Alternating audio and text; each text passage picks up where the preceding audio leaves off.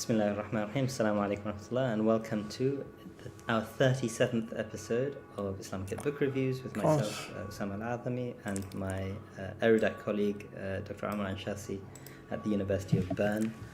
And it gives us great pleasure, inshallah, this week to be looking at the work of Jocelyn Hendrickson, Leaving Iberia, the subtitle being Islamic Law and Christian Conquest in Northwest Africa.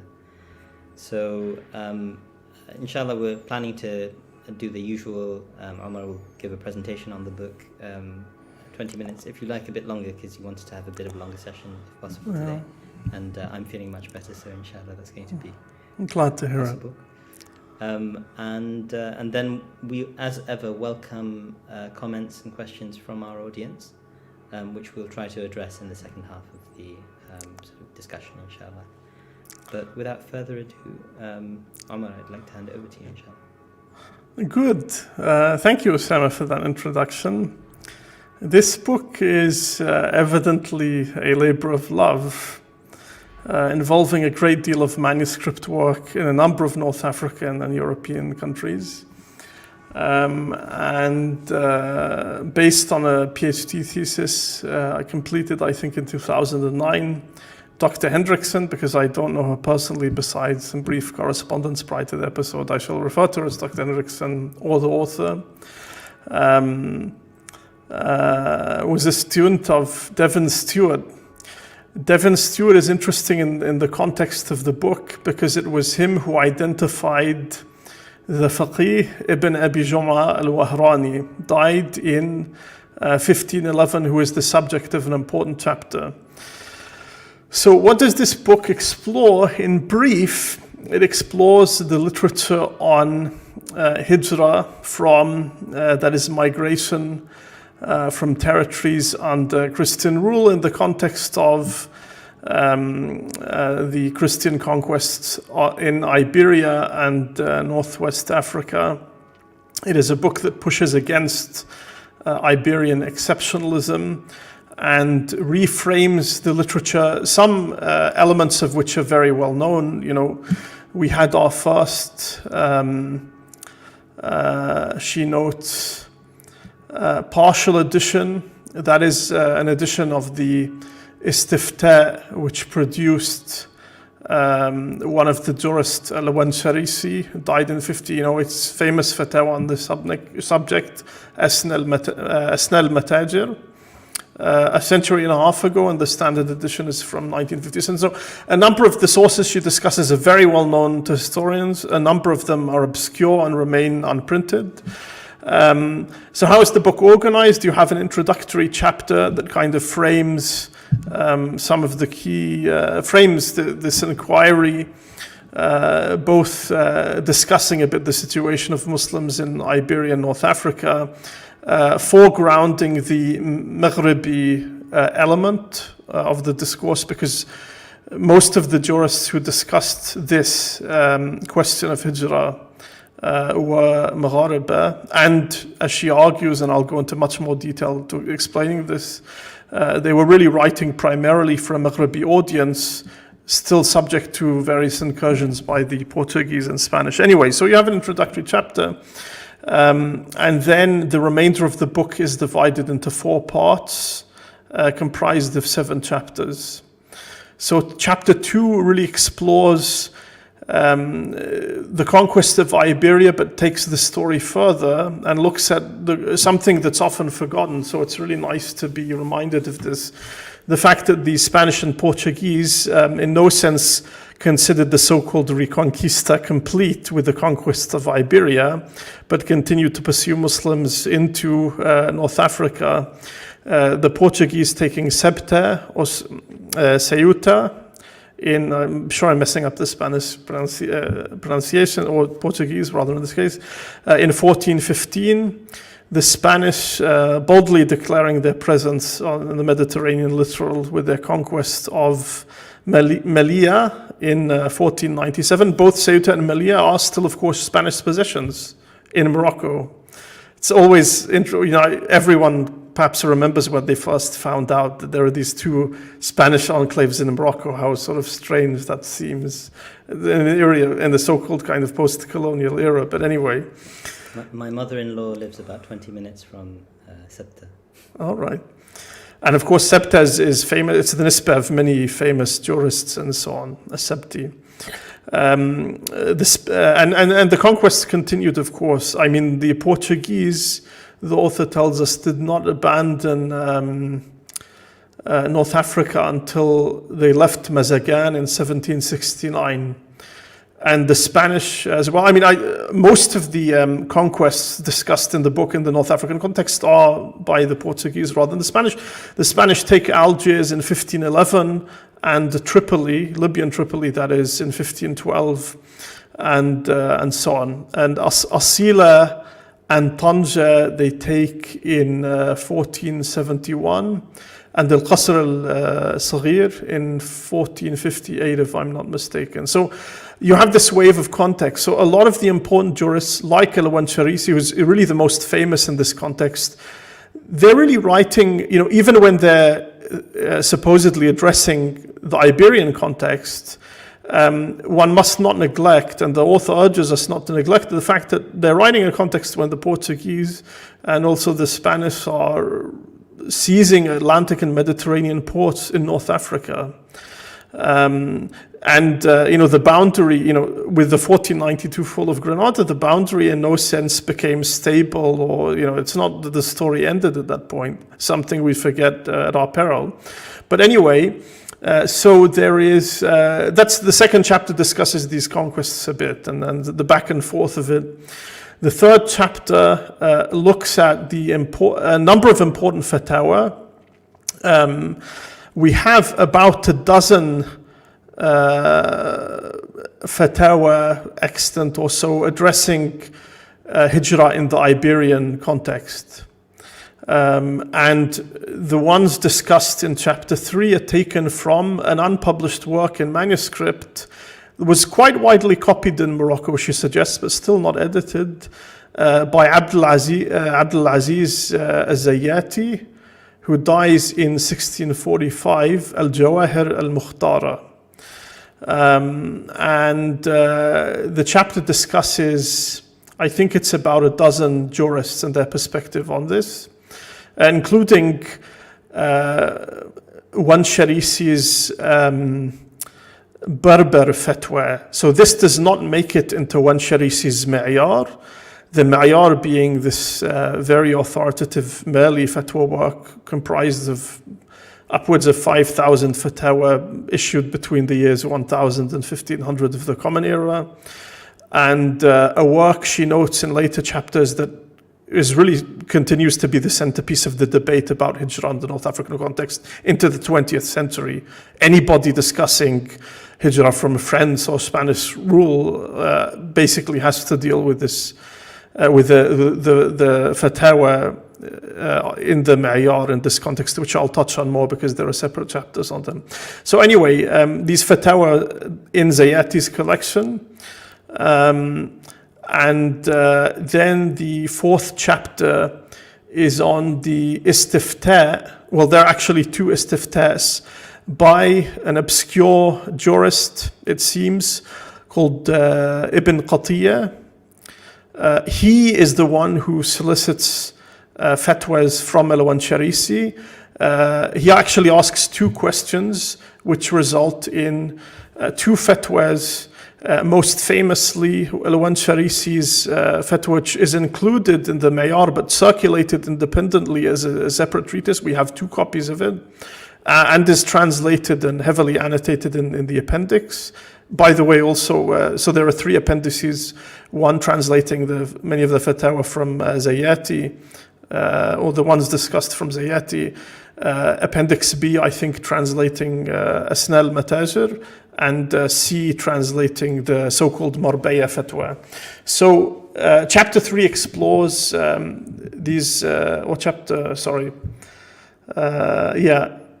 chapter 4, explores these istifta'at of Ibn Qatiyya. She suggests he might have been a mushawar or kind of consultant or some kind of agent of a court. So it may have been an official istifta on behalf of a court.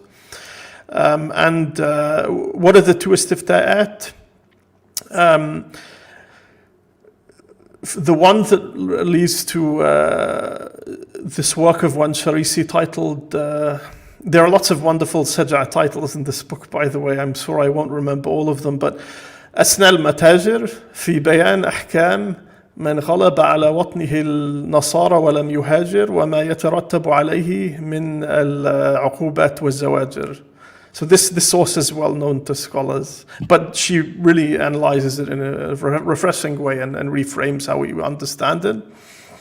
And in this fatwa, Anchassi, to summarize, is asked about a group who migrated from Christian-held territory in Iberia to Muslim North Africa and expressed their grief at the difficulty of their conditions in North Africa, to the extent that they said, an obligation to migrate to the Maghrib, we should instead speak of an obligation to go to Iberia, to migrate to Iberia. They said, if the ruler of Castile came here, we would try to persuade him to take us back and so on.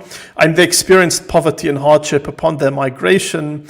And they made these very kind of subversive comments about life in a Muslim polity.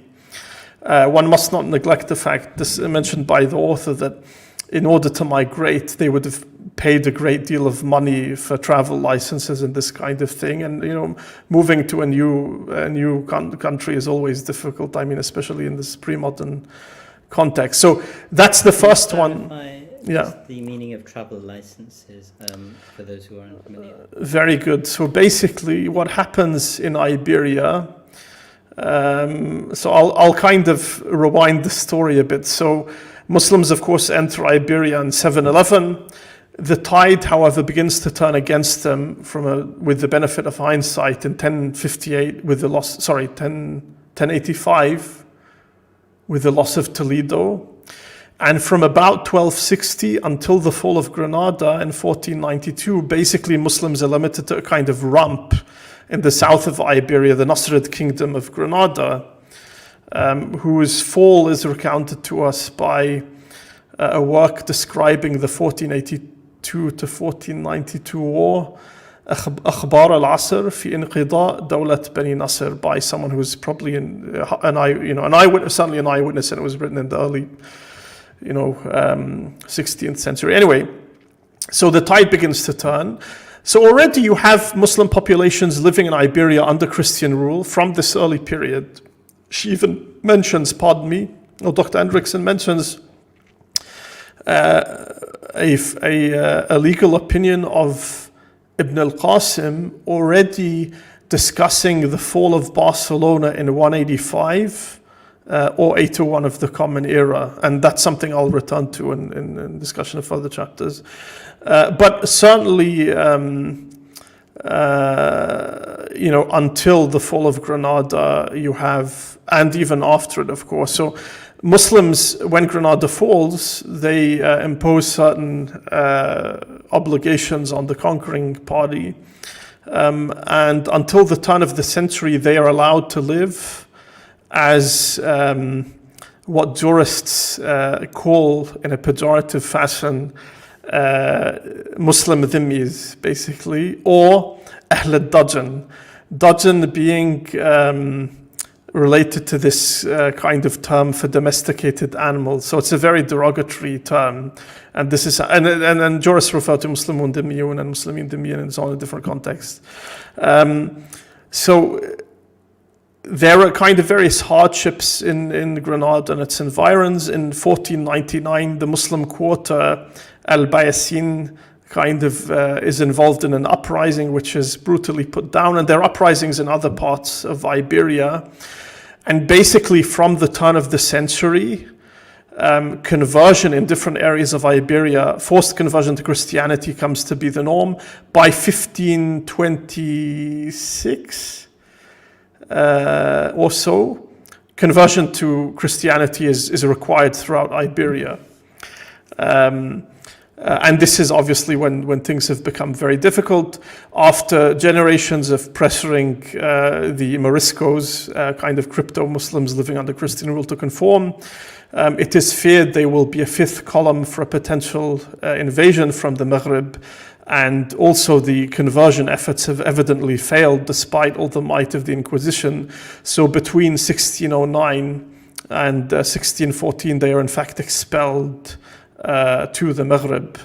And there's I remember many years ago reading the book of, and it's of course discussed in this work as well, L.P. Harvey's book on Muslims in Spain between about 1500 and 1614. Very moving and very, very upsetting work in many ways. So anyway, that's the context. So there were periods and regions in Iberia where Muslims were forbidden from emigrating.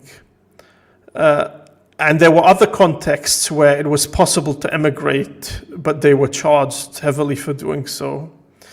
In some situations, the elites were encouraged to emigrate, so the Muslim population would be left leaderless. In Valencia, Hendrickson tells us the laborers were encouraged to stay because their labor was quite important. But there were contexts where Muslims were simply not able to leave, or were even subject to enslavement if they were caught escaping. So anyway, that's the kind of context we're talking about. North Africa is a bit different because there isn't forced conversion as far as I know. But you do nevertheless have Muslims living under Christian rule and all of the various problems that entails from the jurist perspective. So anyway, I discussed the istifta'at of Ibn Qatiyya in chapter 4. Chapter 5 looks at Al-Wansharisi's Asna al-Matajir and his Marbaya fatwa. So I discussed the context of the Asna al-Matajir. The Marbaya fatwa is about, again solicited by Ibn Qatiyya, Ibn Qutiyya, not Qatiyya. I've been saying Ibn Qatiyya, but it's Qutiyya.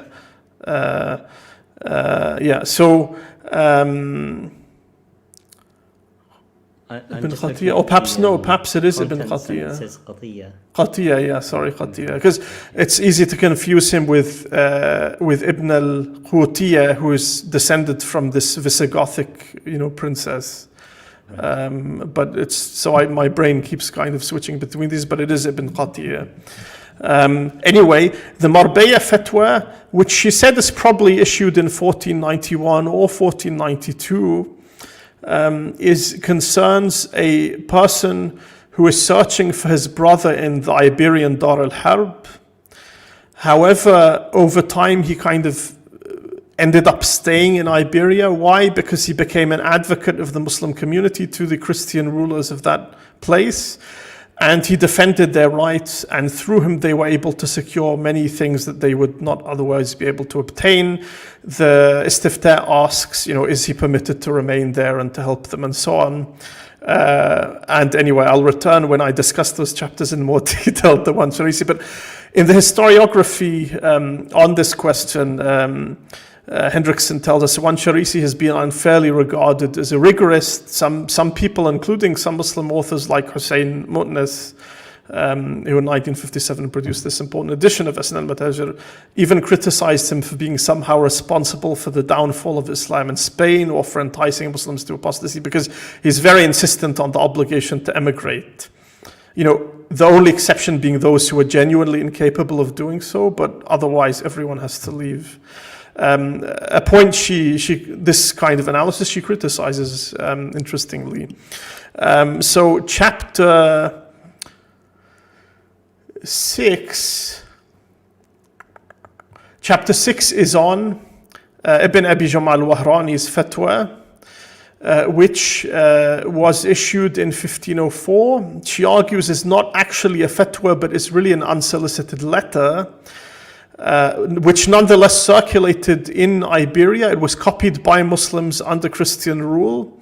We have, I think she mentions 4 copies of this, only one of which is in Arabic, preserved in the Vatican Library, but basically on how to survive as Muslims in circumstances of extreme adversity. If you want to pray, you can look at a wall or a tree or a stone. And this is, I'll return to this chapter, of course, but I'm just providing the initial outline.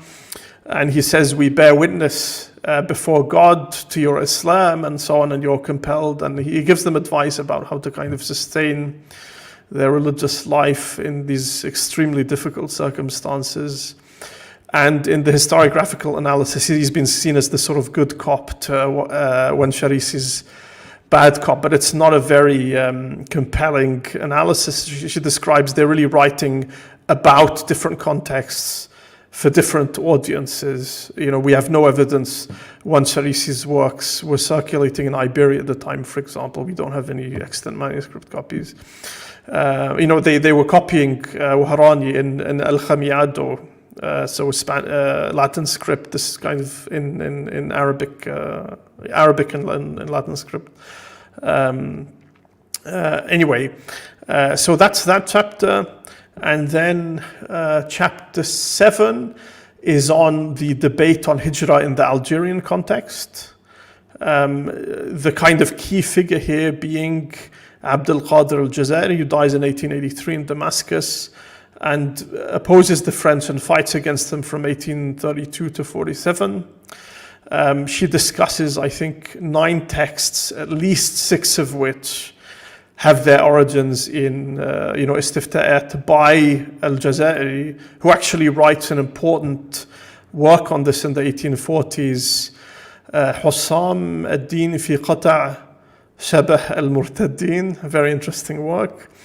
And chapter 8, before a brief conclusion, chapter 8 is on the Mauritanian context, which interestingly is actually the richest textually of all of these contexts. So I already mentioned we have about a dozen fatwa on the Iberian / North African situation. She discusses about 9 texts, I think, from Algeria and the Algerian context. And at least, published and unpublished works, we have at least 70 published works dealing with Mauritania, primarily excerpted from a 12-volume work edited by a Mauritanian scholar in recent years, a work of Nawazil, not solely addressed to this subject, but it's called Al-Majmu'a Al-Kubra Al-Shamila. And this is the source of many of these interesting fatwa. Interestingly, the accommodationist perspective, yes, it's permissible to live under the French, much more common in the Mauritanian context for reasons I will enter into than in the other contexts discussed. All kinds of reasons for this. Again, the most commonly cited fatwa in the subsequent period in the 19th and 20th centuries remains one Sharisi. Everyone has to grapple with one Sharisi, even those like al-Busadi, the Mauritanian, who is very critical of Asn al-Matajir and so on, but nonetheless has to grapple with him. Zayati's fatwa do figure, but much more ephemerally in this debate. So one Sharisi's authority is really key throughout this period, and I think she suggests in some senses it becomes even more authoritative among Maghreba than in the kind of broad sense North Africans than Khalid's Mukhtasar. It's in these debates about Hijrah and Jihad in particular. So that hopefully gives you a broad outline of the book. I asked for a slightly longer episode because there is a great amount of detail and contrasting fatwa that I would really like to enter into, but hopefully this gives you a sense of the breadth of the book, and it's wonderfully well organized. It makes it very easy to remember the structure and what's being discussed, and clearly written as well, which I do appreciate. Really fascinating topic, which has interesting resonances, obviously, for Muslims living in the West. Yeah. Which is perhaps something we'll hopefully discuss, or you can ask Absolutely. about or think about. But yes, I want to give you free rein in terms of going and exploring some of the fatwa in detail, as you put it. It's quite a lengthy book, over 400 pages, 8 chapters, and you mentioned 3 appendices. So there's a lot of subject matter. I also just want to remind viewers, of which there are many, Jazakumullah khairan for sort of joining us, that you're more than welcome to put in comments. They will show up in our feed. And if you have questions or comments that are pertinent, we will share them on the screen. I guess, one of our regulars, Black Piper, says salam. So, wa alaikum salam. But yes, Omar, so I have naturally got my questions, but I also, I'm happy for you to take these in any direction you want to. Really. And hopefully, when I go into some of the details, I think that may make you reorient your position on these questions. Or certainly, when reading this book, it did raise a lot of questions. The diversity of perspectives was very interesting. So I've said something about the kind of context of continued conquests in North Africa. So chapter 1 and 2, I've said a bit about the kind of framing chapters. And the title of the book is Leaving Iberia for a reason.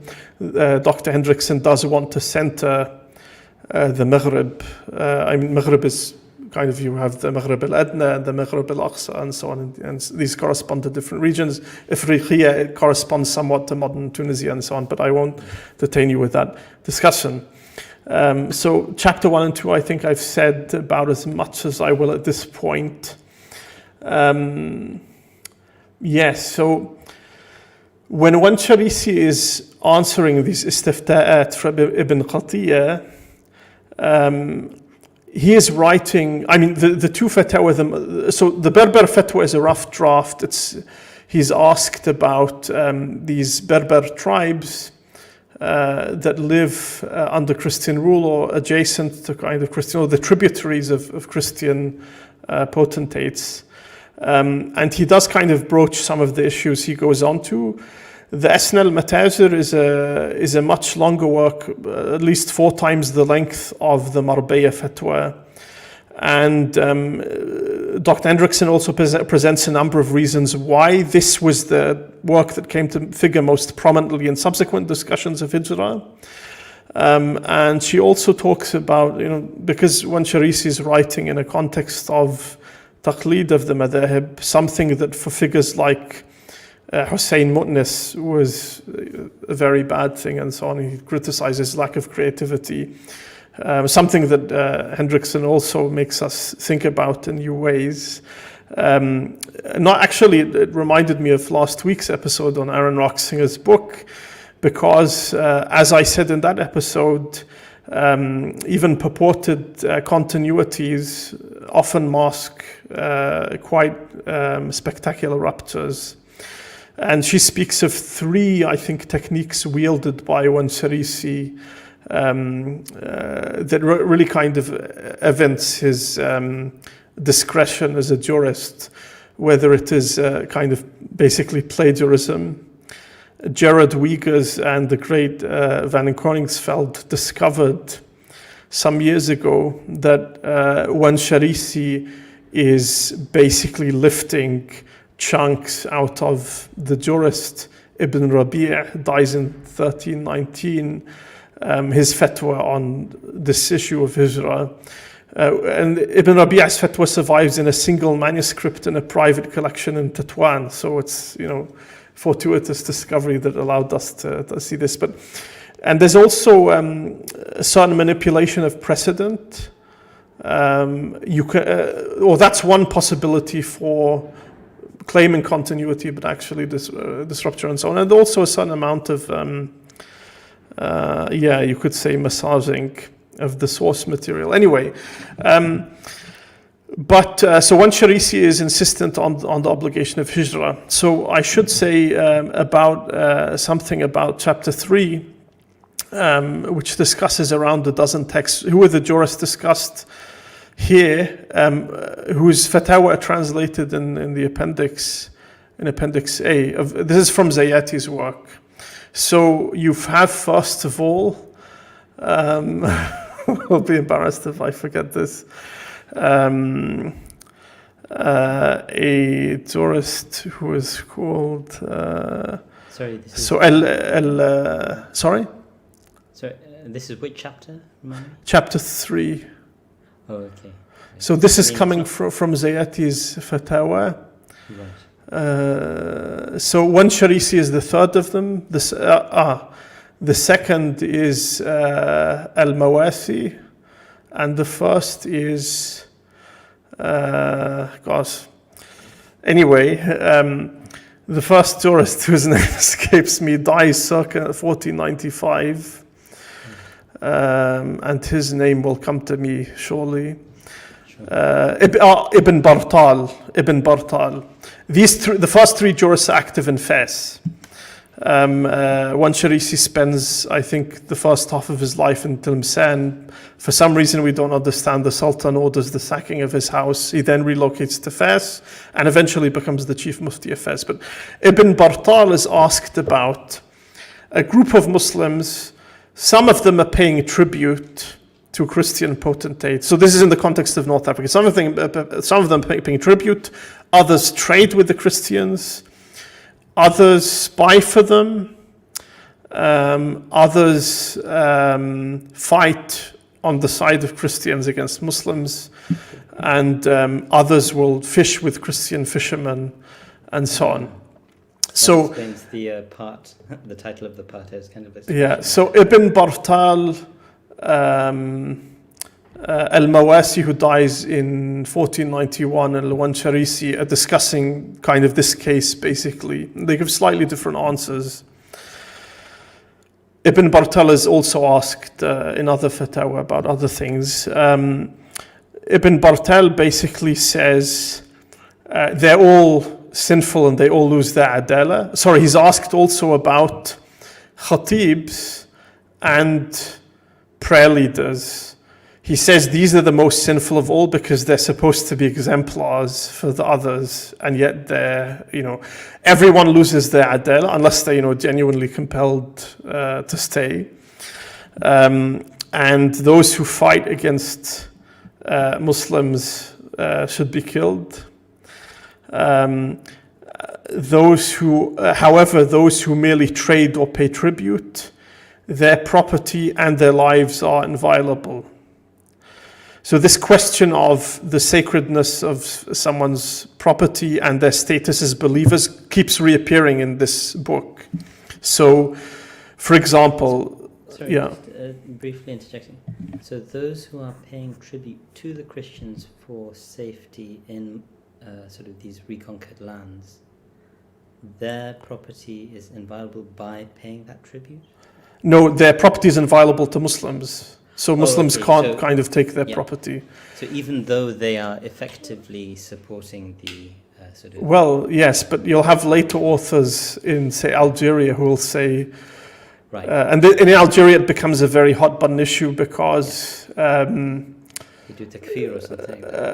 Well, there is takfir in specific contexts, but I think it's at-Tasuli, who is a Qadi in Fes in Morocco, which is under Muslim rule, says something along the lines of, well, they're paying taxes, therefore they're supporting the French in that context, and therefore their property can be taken from them.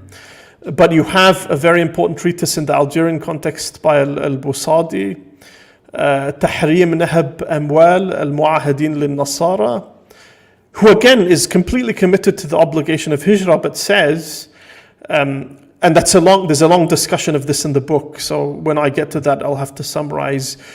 Basically he argues that the property of such Muslims is inviolable. You can't take it as booty and so on, for reasons I'll go into. So anyway, this is briefly what Ibn Bartal said. He's also asked about, in other fatwa, 3 groups of people. One group who resist the Christians and steal their harvests. He says these are praiseworthy. Another group who are resident in territory ruled by Christians but aim to escape before tax becomes due. And who is told they're inclined to fighting the Christians if they're given support. He says, because they're still resident in Christian territory, but they do intend to flee before the tax falls due on them. He says these are kind of praiseworthy and blameworthy. And then another group, a third group, which is entirely blameworthy, who are happy with and content with residence under the Christians.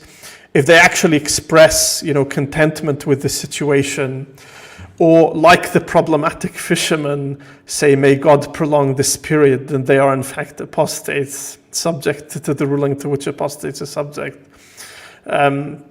I mean, many of these fatwa, by the way, say things about those who fight alongside Christians that there's no istitaba, just to kill them. I didn't have the Arabic text, or I didn't check the references, because sometimes it's not always clear. I mean, I assume the word being used here is istitaba, which, but anyway, which would be specific to apostates, because sometimes it's not always clear whether they're just saying kill them because they're fighting you, or whether they're accusing them of apostasy. Anyway, but there is certainly takfir. So the son of Ma al-Aynayn al-Qalqami, who dies in 1910, is a Mauritanian scholar resisting both the Spanish and the French. And he is a very important scholar. He has a son called Murabbi Rabbu, interestingly. Sorry, if you can remind me of the date that you're talking about. Ma al-Aynayn al-Qalqami dies in 1910. He kind of leads resistance in Mauritania against the European powers. He has a son called Murabbi Rabbu, who says that those who fight on the side of, for example, the French against the Muslims are apostates. And he relies on the view of a Sanusi, I think expressed in 1912 in the Libyan context, about the Italians and Muslims who fight with the Italians are murtadeen, basically. So there is some amount of takfir. Other jurists, I should say, are very critical of this perspective, and I will say more about that. But so so that's Ibn Bartal briefly. One Sharisi, I've in this third chapter, one Sharisi's Berber fatwa is discussed. You have groups of Berbers who ally with the Christians and so on. So this is interesting. What was the second of those jurists I mentioned? Al-Mawasi. I am wondering, my list of questions is getting longer and longer. Yeah, so for sure. We'll get there, inshallah. So Al-Mawasi conflates the group who spy and the group who fish and said they're apostates. Whereas those two categories are disentangled by Al-Wansharisi.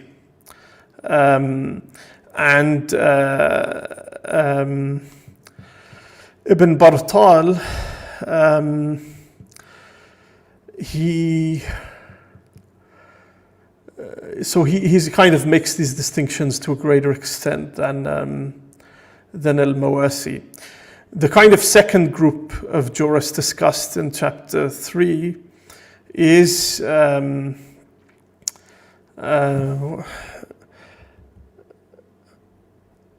also dies circa 1495. His name will come to me. A very strident figure who dies in 1488 to 1480 or 1489. Al-Waryagli, with a hard G because it's a kind of Berber name. And sorry, my memory is really failing me here. But another jurist who I remember dies in 1493 to 94. So anyway, Al-Waryagli says of those who live under the Portuguese and are able to migrate, he says simply that they're apostates. Their lives and property are forfeit. So this is the most strident. If you think of it as a spectrum, Al-Waryagli is by far the most strident. And, the first of the second group of 3 who dies circa 1495, whose name will hopefully come to me, is actually much more lenient. He's asked by a student of knowledge living under Portuguese rule, who is very dismayed. He says, these Christians are subjecting us to all kinds of humiliations and abasement. They kind of impose all kinds of taxes on goods, and my teachers do not condemn them. He asks, is it permissible to continue to live among them? And this mufti says, it's obligatory to migrate. However, if you do not have the means to do so and you cannot find the instruction, and the teachers that you find there elsewhere, then he counsels patience. He says that you may make use of rukhas, but not overexploit them, and so on. So this fatwa is kind of much more sympathetically worded, and the Mufti's name, I'm sure, will come to me, and so on. Now, this question of takfir, especially takfir of those who allied with the Europeans against the Muslims, really had an impact in the sense that it's reflected in other fatwa literature.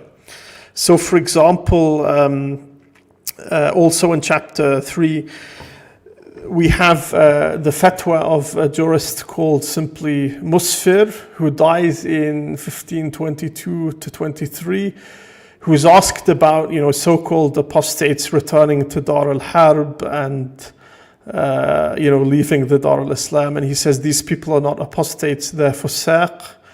And, in the case of one who returned from the Dar al-Harb, he said, and whose wife remarried when he left for Dar al-Harb, that he should be remarried to his wife. The marriage still stands.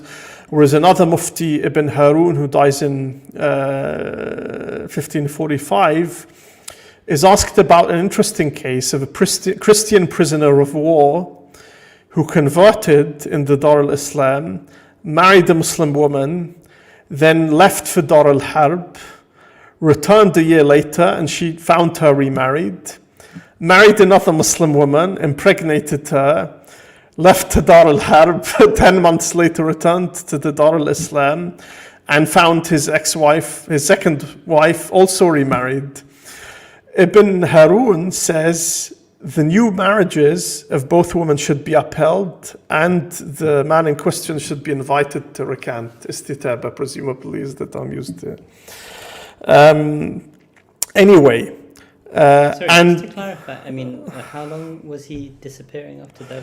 So the first trip he left for a year, the second time he left for 10 months, if I remember correctly. But in what madhab is that legitimate for the woman to remarry in less than a year? Is it because of the Dar al-Harb? The argument being that the argument or the allegation being that he'd become an apostate. But it's not, again, so jurists kind of differed, the assumption being he's gone to Dar al-Harb to help the Christians and so on. So this question of the apostasy, but especially if people who actively assist through, say, fighting against Muslim powers on the side of Christians, this was discussed a great deal.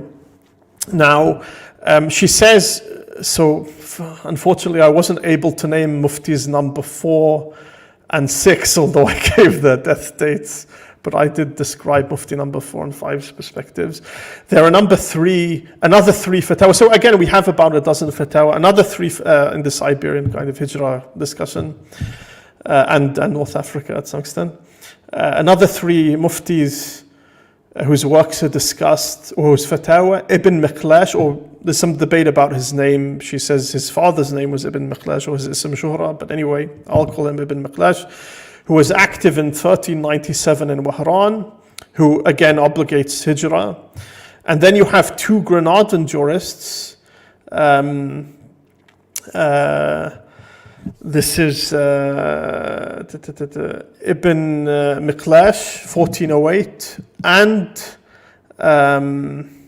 so they're in Granada before the fall of it. Ibn Miklash dies 1408, who says hijrah is an obligation. So I assume he's speaking about other parts of Iberia, hijrah, for example, to the Nasrid territories. He says even if a husband has to abandon his wife or vice versa, they're still obligated to make hijrah. So this is how important it is. And also al-Mawaq, who dies in 1492, and I believe is the author of a famous commentary on Khalid's Mukhtasar. Al-Mawaq says, if I remember, a Muslim from the Dar al-Islam can only visit his parents in the Dar al-Harb if he's able to extricate them, if he has the means to kind of take them away. So these are the fatwa briefly discussed in chapter 3. 2 of the names of the muftis, my terrible memory didn't help me, but hopefully I've given you a sense of the range of the debate. The next chapter, chapter 4, talks about the istifta. I do want to say a bit more about this, Usama. Sorry, I'm sure your questions are kind of continuing to mount. That's all right. I'm just a bit concerned about time. But I mean, on the other hand, we still welcome people's sort of comments and questions, if you know. But you know, so Omar, this is also an opportunity for you to explore it. So I mean, once Sharisi. I wish you had the book with you so you could just quickly have a glance at the names of things. Yeah, but anyway, I will kind of put, as I normally do, corrections after I've had the chance to watch the video as a comment in the YouTube channel, inshallah. So one Sharisi is interesting for all kinds of reasons. So I've raised this, and it features throughout the book, debates about the property of Muslims who live in communities or territories that have been conquered by non-Muslims. There's also the question of what makes briefly touched on, or much more briefly touched on, what makes an area Dar al-Harb versus Dar al-Islam. This is also discussed in the book to some extent. She does refer more than once to Khalid Abul Fadl's, I think, 1994 article in Islamic Law and Society on this kind of question of territoriality, which discusses similar issues. And also the question of Muslims, who fight or who ally with non-Muslims against Muslims. So maybe I can kind of speak about these thematically, drawing on multiple chapters at the same time. So the question of Muslim lives and property, those Muslims living in Dar al-Harb. Now, a very important case for Alwan Sharisi, who was very insistent on the need to immigrate, even for this man in Marbella who's helping Muslims kind of get along. Ibn Rushd, he cites Ibn Rushd al-Jad, who speaks of the case of the person who converts to Islam in Dar al-Harb. He's obligated to migrate, and there is a discussion of the status of his property. So,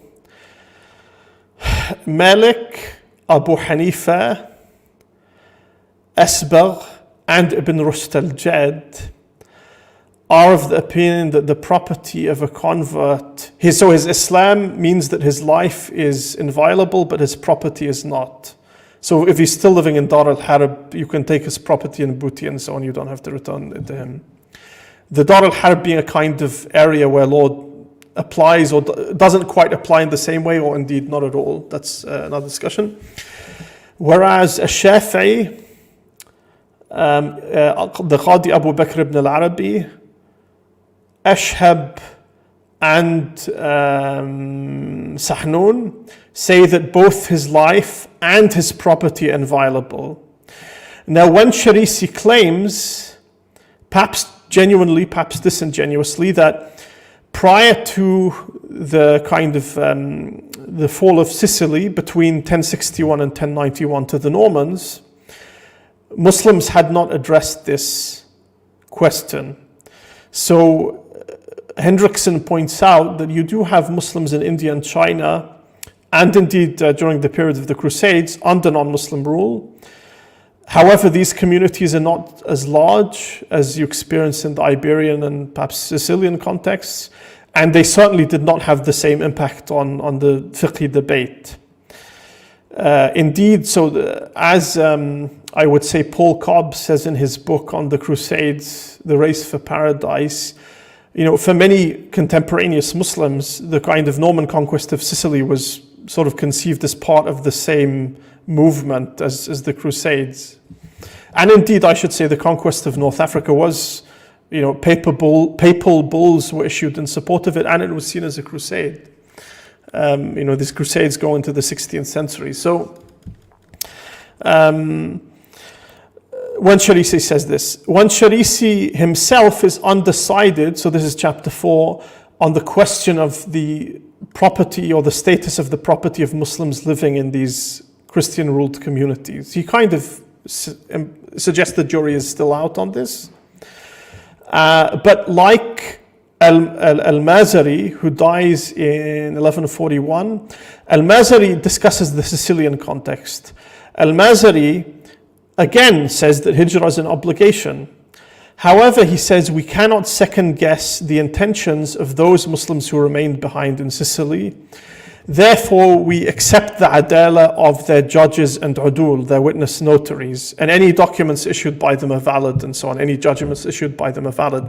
Now, this is very important. This is a perspective in the Iberian and North African context that Anchassi endorses. There are jurists, however, who refuse to accept the validity of such qadi's judgments. For example, in a later chapter, Hendrickson mentions Ibn Naji, At-Tanuhi, the Qadi of Jerba, this kind of island of Tunisia, who says he refused to accept the judgments of such Qadi, or the kind of attestation of such Qudat. Anchassi does so partly, Hendrickson suggests, with the aim of kind of facilitating migrants' integration into North African Muslim life. So if they're leaving, they still want to have their kind of property and other deeds, things recognize their legal status and all of anything that was attested by the courts. And it also helps encourage emigration if you continue to recognize the legality of past actions that were notarized and so on. And this question of inviolability of territory, of property and lives comes up again and again in Algeria and in Mauritania, the final two kind of body chapters of the book. And to say something briefly, so you have this kind of these twin chapters, one the Istifta'at by Ibn Qatiyya, and then the second kind of part of that section on Anchassi's responses, again foregrounding the Maghribi element of these, the Istifta and the Fatwa in response. The chapter number, I guess we're on 6 of Ibn Abi Jum'a al-Wahrani, she argues is really a response, an unsolicited response, based on certain three kind of key shared features, which I won't detail, between this 1494 answer and a qasida by Moriscos, or I should say not even by Moriscos, by... Wahrani's is not 1494, Salimi. Wahrani is issuing this in 1504, so when Muslims have already begun to be coerced into Christianity and forced baptism and so on. Wahrani issues it in 1504, and the initial, there is a qasida by Iberian Muslims. She says it was probably written by an elite because it's a very elaborate member of the elite who may have had some official role in the administration under Christian rule. In 1501. In 1501, this qasida is, which has been translated and studied by Muhammad Balan in his master's thesis. It is addressed to the Ottoman Sultan Bayezid II, and it is a plea for help and assistance and a description of the abasement which Muslims suffer. They are, wal'ayadhu billah, made to curse the Prophet. They are forced to attend church. The women are made to unveil, their faces. The qasida, in very poetic, moving terms, talks about, old women being forced to eat pork and carrion and so on. All of this kind of stuff. When I first read about it many years ago in L.P. Harvey's book, it was very kind of upsetting stuff. But nonetheless, they persist in their kind of iman. And Wahrani says, if you're genuinely forced to do things like eat pork and drink wine and attend church, then there is no harm on you if you do so, because they're subject to very severe punishments if they do not comply. He also says, and this obviously was a great deal of comfort for the Moriscos, which is the term for Muslims living as kind of crypto-Muslims under Christian rule in these adverse conditions, because we know that they copied the treatise, as I said. And he also says you may make use of tawriya, or double entendre isn't really the right translation here, but he says, for example, if you're made to curse the Prophet ﷺ, instead of cursing Muhammad, you can say, I curse Muhammad, or something like this, because you're not talking about Muhammad, you're talking about someone else and so on. So he advises them to make use of these various stratagems. That's a fairly brief but very interesting chapter. And then finally, you have the 2 chapters on Algeria and Mauritania, which I'll get into. But I assume, Osama, you have some comments and so on, questions at this stage. I mean, that's quite all right. I mean, the thing is, if you like, you can go ahead and talk about the Algeria and Mauritania, and we can do it all towards the end. Yes. But Algeria and Mauritania is, of course, sort of dealing with the modern period, and so yes, but also great continuities, especially because the discussion of Wansharisi is Asna al-Matajir and the Marbiya fatwa. So the Berber fatwa he issues is found in Zayati's Jawahir, but it doesn't feature in the Mi'yar, so it kind of drops out of the discussion. As I said, there are glancing references to Zayati's fatwa in later works, but really it's these 2 works, 1491. Basically, of Wansharisi that remains central. Yeah, sure. So I will. But let me just ask one question, which you can perhaps address in your presentation, which is what accounts for the falling out of certain fatwas and the sort of emergence of certain fatwas as the main sort of locus. This is actually a major theme of the book. What makes one fatwa authoritative and one not? Why does, for example, Wansharisi not feature his Berber fatwa in the Mi'yar, but does the Asna al-Matajir, which circulates as an independent treatise with the colophon and all of this? There are many reasons for this, which Dr. Hendrickson discusses. Not least, she says that he likes the way that Ibn Qatiyya frames the question. So the istifta itself, really, because provides a very broad platform for Wansharisi to wax lyrical on the harms of living among non-Muslims, being subject to their rule and their abasement and so on. So it gives him this kind of very broad and a rhetorically powerful platform on which to kind of riff, if you like. That's one point. The Mi'yar just becomes extremely influential. I mean, really, really influential. And I'm sure it has, something to do with the status of Wansharisi as a jurist, and so on. The fact he was chief mufti in Fez and was highly regarded, and so on. And it's also the way he appeals to authority. His fatwa, right? Sorry. No, of course, no. So there are, he issues some of the fatwa in the Mi'yar, but not, by no means all of them. I've said there are, upwards of 5,000 issued in a half millennium period. Now, he doesn't refer to any of the fatwa in Zayati as far as I know, but some of Zayati's fatwa are picked up by al-Mahdi al-Wazani, on whom Ati-Taram has written a book. There's a figure who dies in the 20th century, I think the 1920s at some point. He does kind of repurpose or kind of publish some of the fatwa of Zayati and his al-Ma'yar al-Jadid. So you can see he's clearly kind of drawing on the authority of the Ma'yar by claiming that he's kind of writing a new one in a sense. And it also draws on fatwa from many previous jurists. But yeah, particularly the Asna al-Matajir and the Marbiya fatwa remain key in the debate. So to go on to the Algerian context, as I've said, this centers around 9 texts, at least 6 of which have some connection to Abdul Qadir al-Jazairi, who resists the French, and I already gave the dates for this resistance. He ends his life in exile in Damascus, rahimahullah. I should say, I've seen a question. I do actually want to say something about this question now, Osama, if you could bring it up, by our friend Yahya Haidar. Sure. So I can read it out if you like. Does the book contain discussions of the role of Sufism in this debate? Can the various Sufi affiliations, leanings, or lack thereof, partly explain the diversity of opinions held by these jurists? This is an outstanding question. Sufism certainly exists in the Maghrib in the period Wansharisi is writing.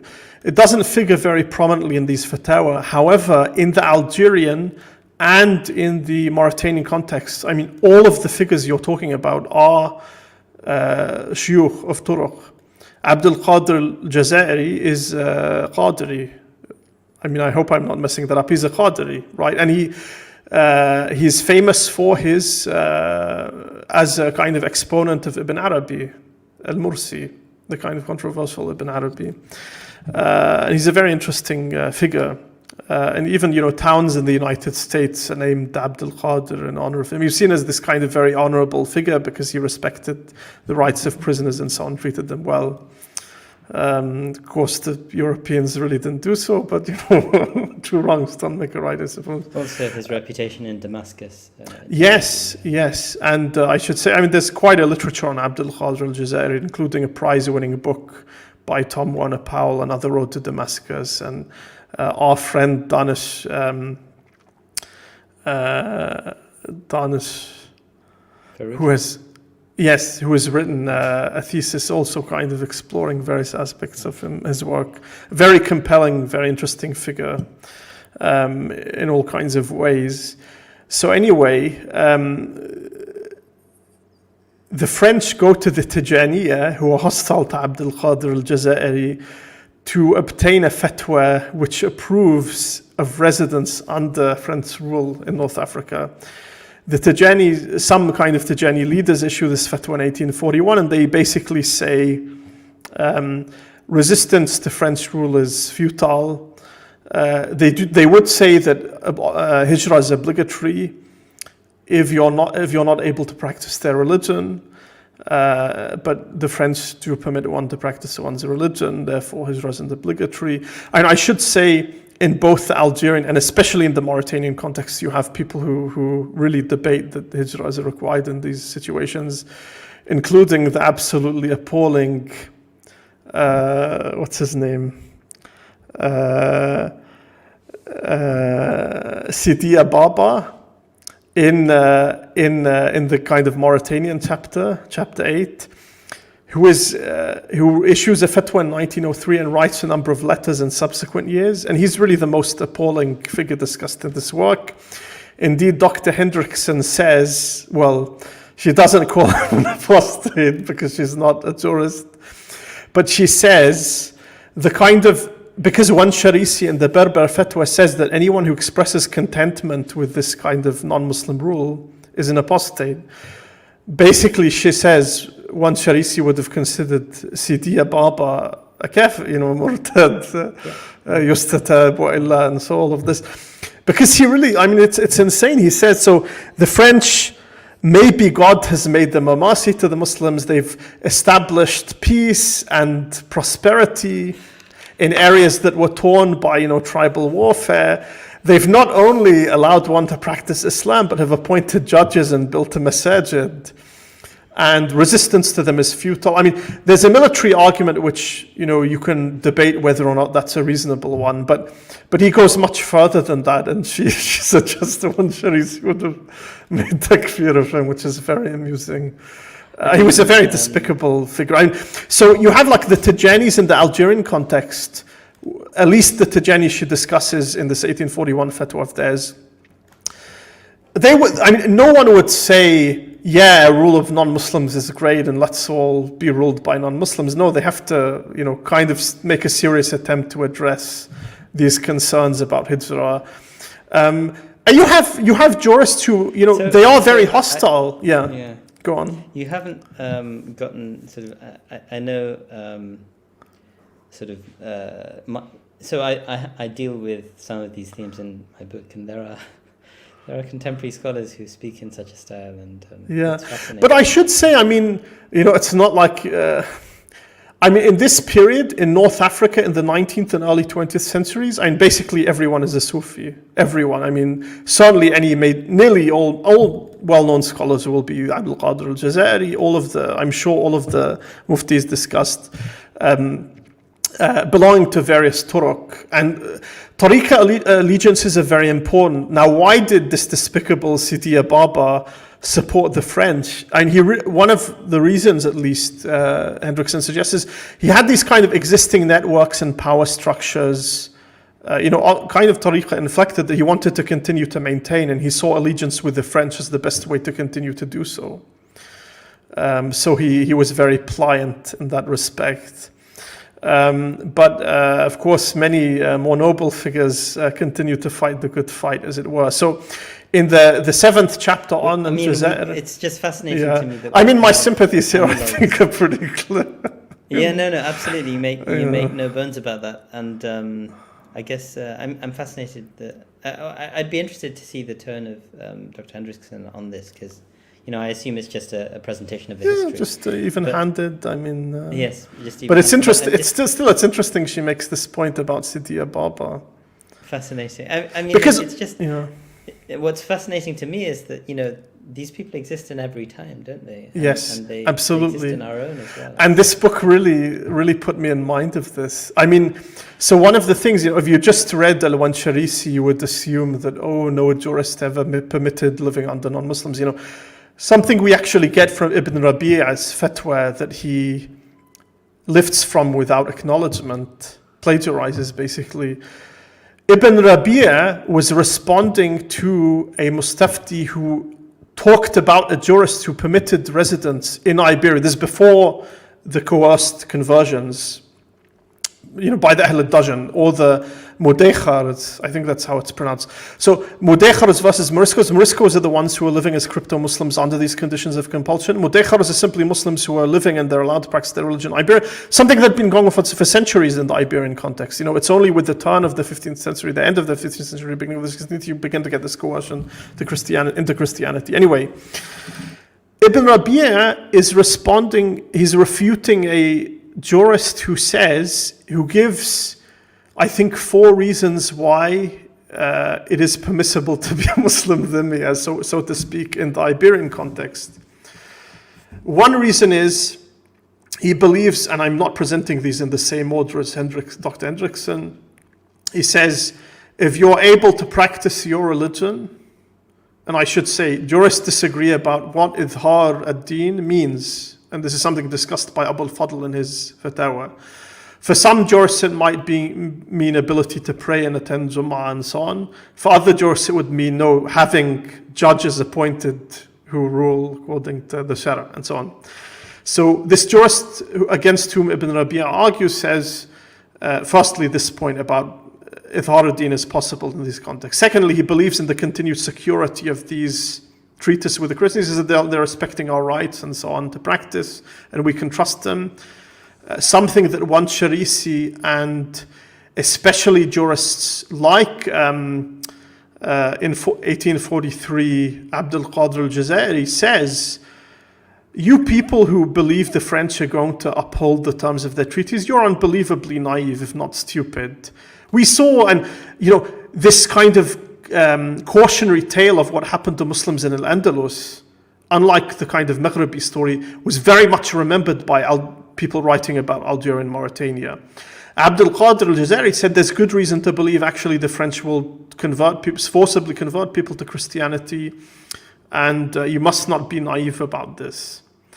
So that kind of loomed very large in their minds. Of course, Wansharisi is writing before these kinds of forced conversions, but for all of the historians, including Muslims like Hussein Mu'nis and non-Muslims, including the very distasteful, I should say, Alejandro Garcia San Juan, who says, if I remember the quote, because they're very critical of Wansharisi, he's not accommodating these Muslims, he's so bad, he's putting them under all kinds of pressures, which is a misunderstanding. Dr. Hendrickson rightfully argues.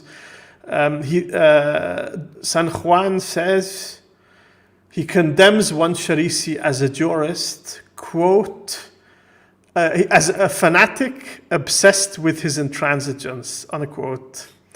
I found this unbelievable. I mean, Sorry, when is this person writing? I mean, his book is published with Brill, I think, in the 2000s.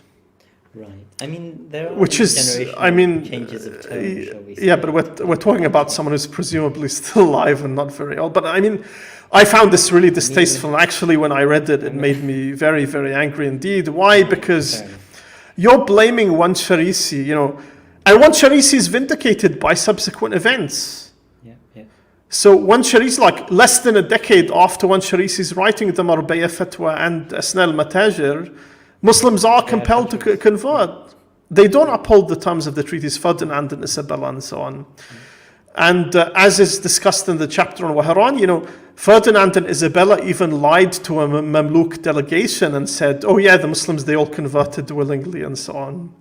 Of course, Bayezid II does not, in fact, send aid, but parts of North Africa in the 16th century do come under Ottoman rule. Algeria and Tunisia, and the modern names of these territories. Anyway, so there are 9. Hopefully, I'll do a better job of remembering the names this time. There are 9 texts, many of which I've already discussed in the Algeria chapter 7. Firstly, you have Ibn Rawila, who escapes from Algiers, becomes a secretary and advisor to Abdul Qadir al-Jazairi, and says, those people who continue to live in Algiers under French rule are blameworthy, and they are like the people who live, the kind of subjects of the Marbella fatwa, right? There is a kind of commentary in the margins on this work of Ibn Rawila by an obscure jurist called Ibn al-Haffaf, who dies, I think, in 1890. Ibn al-Haffaf is and she said, Dr. Hendrickson says in the chapter on Algeria, it really becomes personal. I mean, some of the attacks, a lot of these texts are written by jurists against jurists who are living in French ruled territory, for example, in Algeria. Mm. Ibn al-Haffaf, condemns these people as basically Muslim dhimmis and they're disgraceful and so on. We have a response to these kind of accusations in a general sense by a jurist, I think, resident in Algiers called Ibn Shahid, who says Muslims are in fact compelled to remain. They're able to practice their religion. They're not able to find the security that would ensure a way out and do not have the means to do so. And so on, they're coerced and they're excused and so on. So this is Ibn Shahid, a jurist who's actually living under French rule and says these things. Then you have, just briefly interject. I mean, obviously there are other parts of the world. The most obvious example that comes to mind is happening a couple of centuries earlier in the Mardin fatwa. And so, these are not completely unprecedented. I mean, the Mongols came and kind of created a lot. So the Mongols, already in Ibn Taymiyyah's lifetime, you had Mongols who at least outwardly became Muslims, like Ghazan, whom he met. Yeah. And this process of non-Muslim rule does not really last, or at least, rulers who don't even claim to be Muslim, does not last very long, because, Genghis Khan dies in the second decade of the 13th century, and Hulagu takes Baghdad in 1258, and then basically the next generation, Al-Yatu converts to Islam, and Ghazan become Muslim, and so on. So you're saying that basically the circumstances are dramatically different enough to no, in theory, in principle they're similar, but it just doesn't last as long, right? And also it doesn't leave as much of a trace in the fiqh literature. Again, Dr. Hendrickson said already in the 9th century in China, and you have people under non-Muslim rule, and during the period of the Crusades, but for some reason it doesn't seem to have been as salient in the fiqh literature, although I'm sure jurists were discussing it, of course. And we don't really understand why it wasn't salient there, but it is salient in this context. Yeah, it could just be a function of the sources. The reason Al-Ansharisi has been known about for so long, these two 1491 works, is simply because later jurists continue to cite him and discuss him and debate him. It's kind of a historical accident that we know about Ibn Rabi'a at all, because there's only one, as I said, manuscript in Tatwan in a private collection. And Zayati was cited by later jurists, but to a much lesser extent, and his work is still unedited than Ansharisi. Anyway, so I've discussed some of the texts in the Algerian chapter. To continue with that, so I talked about Ibn Shahid. You have the Qadi of Fas, At-Tasuli, who actually has 2 fatwa on this, both solicited by Abdul Qadir al-Jazairi, one in 1837 and one in 1839. In 1837, he talks about the inviolability of, the opposite. He's a rigorist. So he says that Muslims who live under French rule, their property is forfeit, their children and wives should be taken from them and raised, remarried and raised in the Dar al-Islam, respectively, in the case of wives and children. And then in 1839, along with other muftis in this chapter, he's asked about those Berber tribes along the coast who ally with the French, spy for them against the Muslims, basically against Abd al-Qadir al-Jazairi. So that's the 1839 fatwa of At-Tasuli. You have also Abd al-Hadi al-Alawi, who stresses that people living under non-Muslim rule are not apostates. And this is something I should discuss again. So again, you have a couple of questions that recur throughout the book. The status of people who merely live and pay tribute under non-Muslim rulers, those who ally and fight with them, the status of their property, whether they're Muslims or apostates, and so on. All these things are discussed.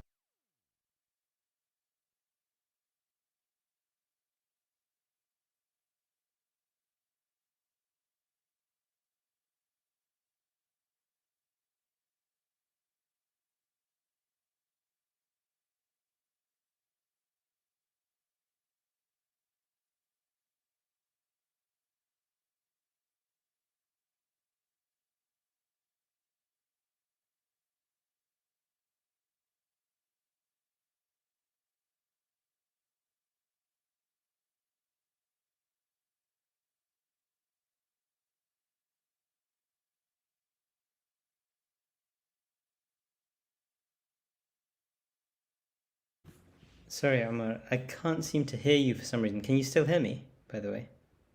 Okay, so I have some kind of sound issue. I'm hoping that our audience members can still hear you, but I'm going to try and solve this. Just give me one moment.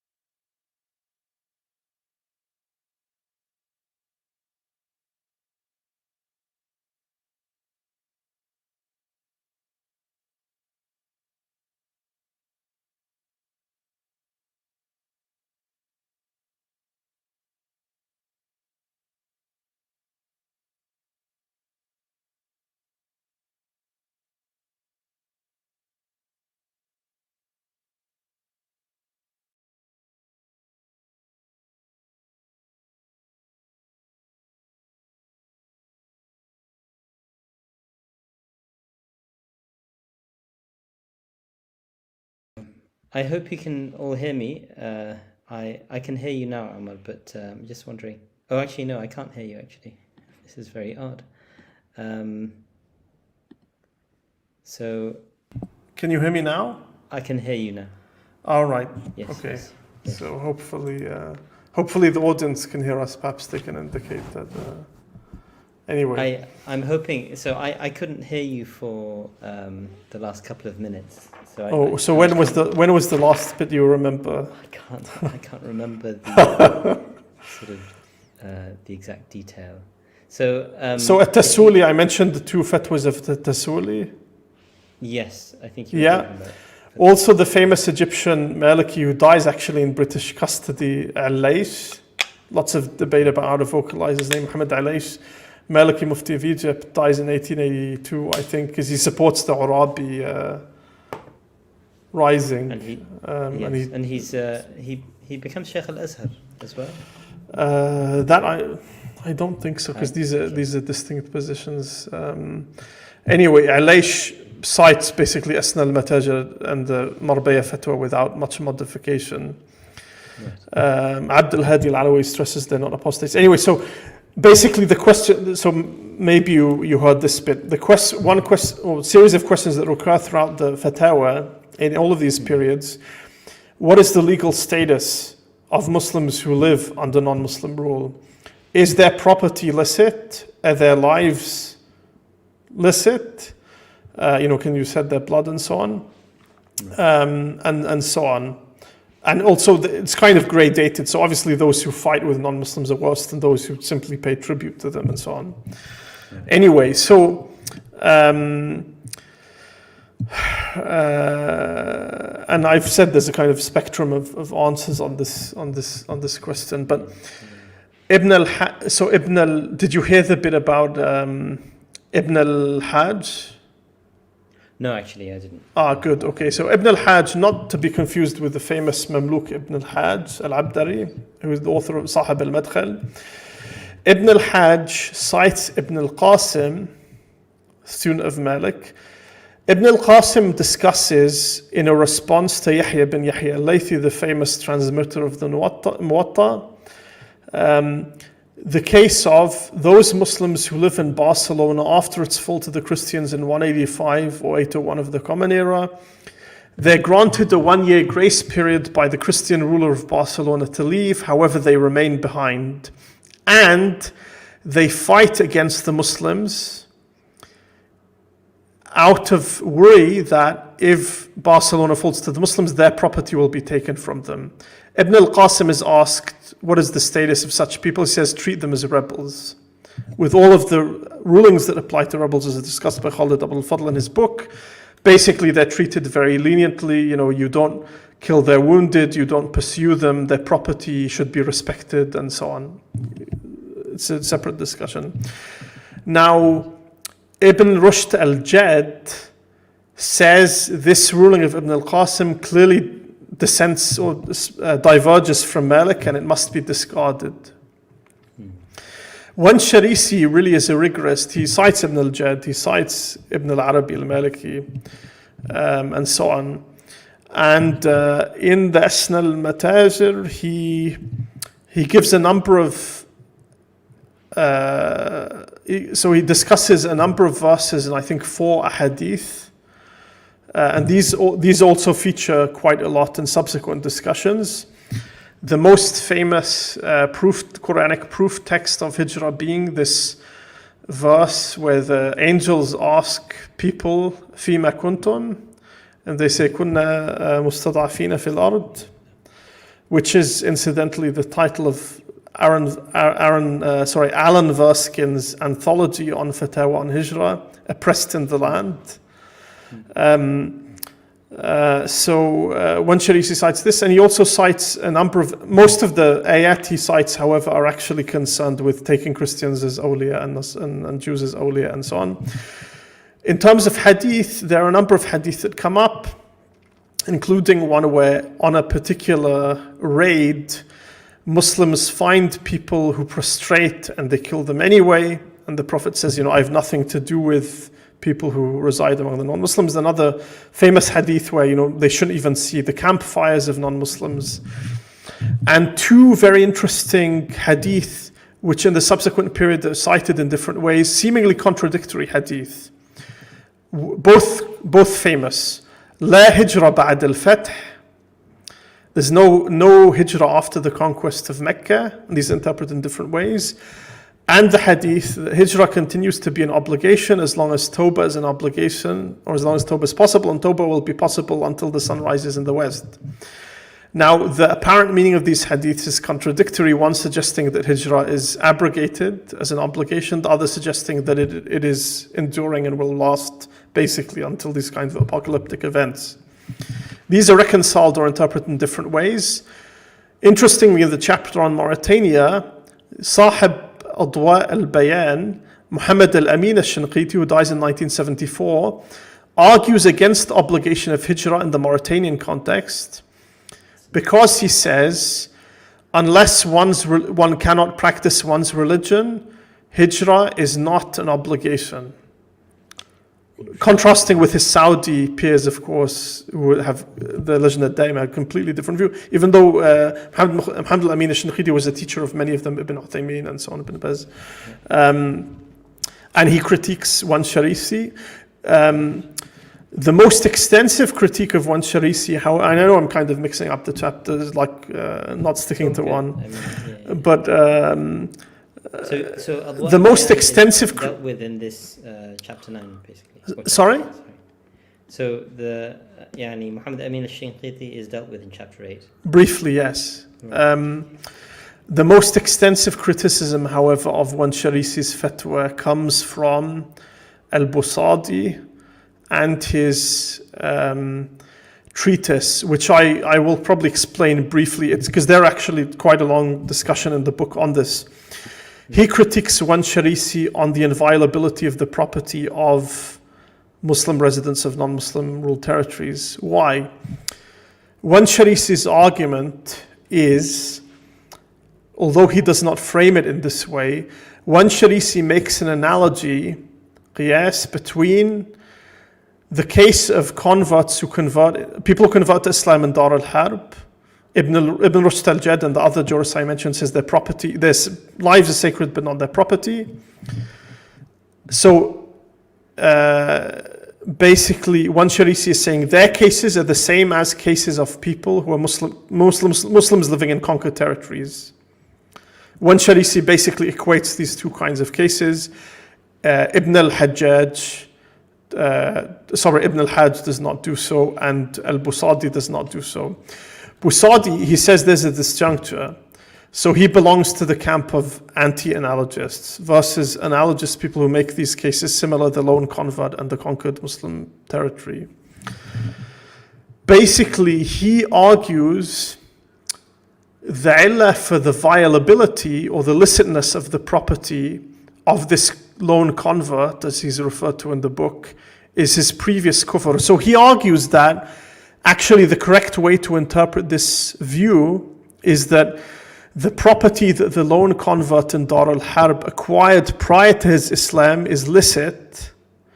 However, property he acquires subsequently to his conversion is not. This is how he kind of reframes this kind of discussion of Malik and other jurists.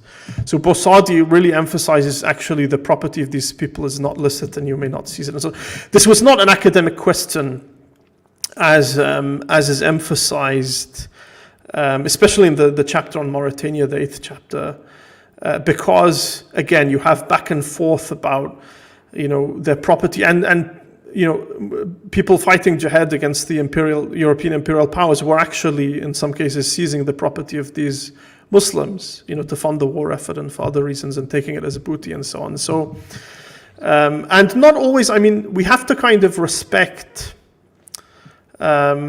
So you have many jurists who are very much supportive of the obligation of hijrah, who nonetheless say the property of Muslims who remain behind is inviolable. And even those, by the way, so one of the younger brothers of Ma' al-Aynayn urges him, and I think it's a 1909 work or letter, he says, you have to give up this jihad and instead dedicate your scholarship. And why does he say this? He says, the Christian powers, not without some justice, the Christian powers that Wansharisi is writing about, compared to the French and so on in Mauritania, these Christians today are 100 times more powerful than these, European powers in the past. And also they are allowing us to practice Islam and so on. Somewhat ironic. So his younger brother is called Saad. No, I understand. Saad Bu. I'm just trying to make sense. It's his son his son is Murabbi Rabbu. His son is supportive of jihad and immigration. So. And in fact, Ma' al-Aynayn did change his perspective from halal to haram on the question of the licitness of the property of Muslims resident under Christian rule. So yeah. Sorry, I'm just trying to think for a moment. So in a sense, what we're saying is during the sort of Reconquista, there is, in some respect, in the Mauritanian context, they're saying the French or the Europeans are 100 times more powerful than they were at that time. So in a sense, there was greater parity in terms of military capability at the time. And certainly, as a historian, we can agree with that. And to give you an example, in 1898, at the Battle of Durman between the forces of the Sudanese Mutamahdi, we discussed in previous episode on Johann Friedman's book, and the British. Something like the British kill thousands and lose like 3 men or some sort of. Why? Because they have, as the poet Hilaire Belloc put it, if all else fails, we have got the Maxim gun, and they have not. So even Napoleon, by the way, Napoleon said an individual Mamluk cavalryman is probably about worth 3 French soldiers.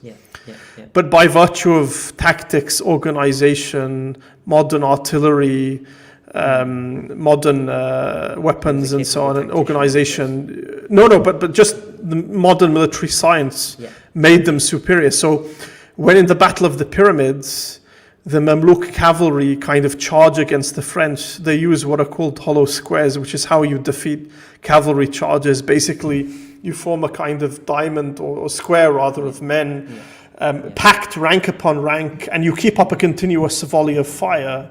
And there's no cavalry charge in the world that will kind of defeat that. So, the individual bravery, no one would ever doubt for a second. I know you've seen the great movie about Omar al-Mukhtar, who doesn't feature in this book, but is an interesting figure, of course. No one doubts for a second, even the Mamluks fighting against Napoleon. I mean, Napoleon himself would say these are much better soldiers and so on an individual level. But that disparity was much more pronounced in the in the 19th and 20th centuries. I mean, but what's interesting though is that in a time when there is greater parity in capability terms, there is far less willingness to tolerate the ongoing existence of these people. And so that's an important correspondence, actually. Is that a function of the fact that the populations are so more significant at the later? In history. Yeah, but I think so. There is a connection between military parity and this kind of sense of the obligation of Israel. So, for example, fatwa permitting continued residence of the Christians and even the futility of jihad are much more prominent in the Mauritanian context than any of the previous contexts discussed in this book, including Algeria. And indeed, these great kind of figures of resistance. Abdul Karim al-Khattabi, of course, is not discussed in this book, but he actually enjoyed real successes against the Spanish. He humiliated them on many occasions. There were battles where he would capture 10,000 Spanish soldiers as prisoners, for example. Abdul Qadir al-Jazari had some successes, but was ultimately defeated and sent into exile. And it was highly regarded by the French, not only as a military commander, but as an individual, as a person. Of course. And then by others. I think, if I'm not mistaken, Abraham Lincoln even sent him a pair of dueling pistols. Okay. I think I'm right in remembering this. And again, the American towns named after him and so on. Anyway, so the many more Mauritanian jurists are willing to, because they just see, resisting the French, it's not going to go anywhere. And especially a despicable jurist like Sidi Baba, he says basically you can't defeat them and you're going to actually bring more harm by fighting against them and so on. Now, it's very interesting. But that's something you're to saying think about that another everyone is context. Saying, but Sidi Baba, of course, is kind of almost saying... Well, no, not everyone is saying it. Ma'al Ainain is actually fighting them, and his son is Murabbi Rabbu is fighting them. So they're not by not means all saying. I'm saying it's much more prominent in the Mauritanian context. But what you do with that is another question. So it's not discussed, I believe, at all. The book is doing so much. This is not a criticism, but and this will be discussed in Suhaira Siddiqi's forthcoming book. There's already literature on. What happens in the South Asian context? Right. After 1857, there's almost universal agreement that military resistance to the British is going to go nowhere. And this is, in fact, what leads to the emergence of Deoband and the Ahli Hadith in some sense, and so on.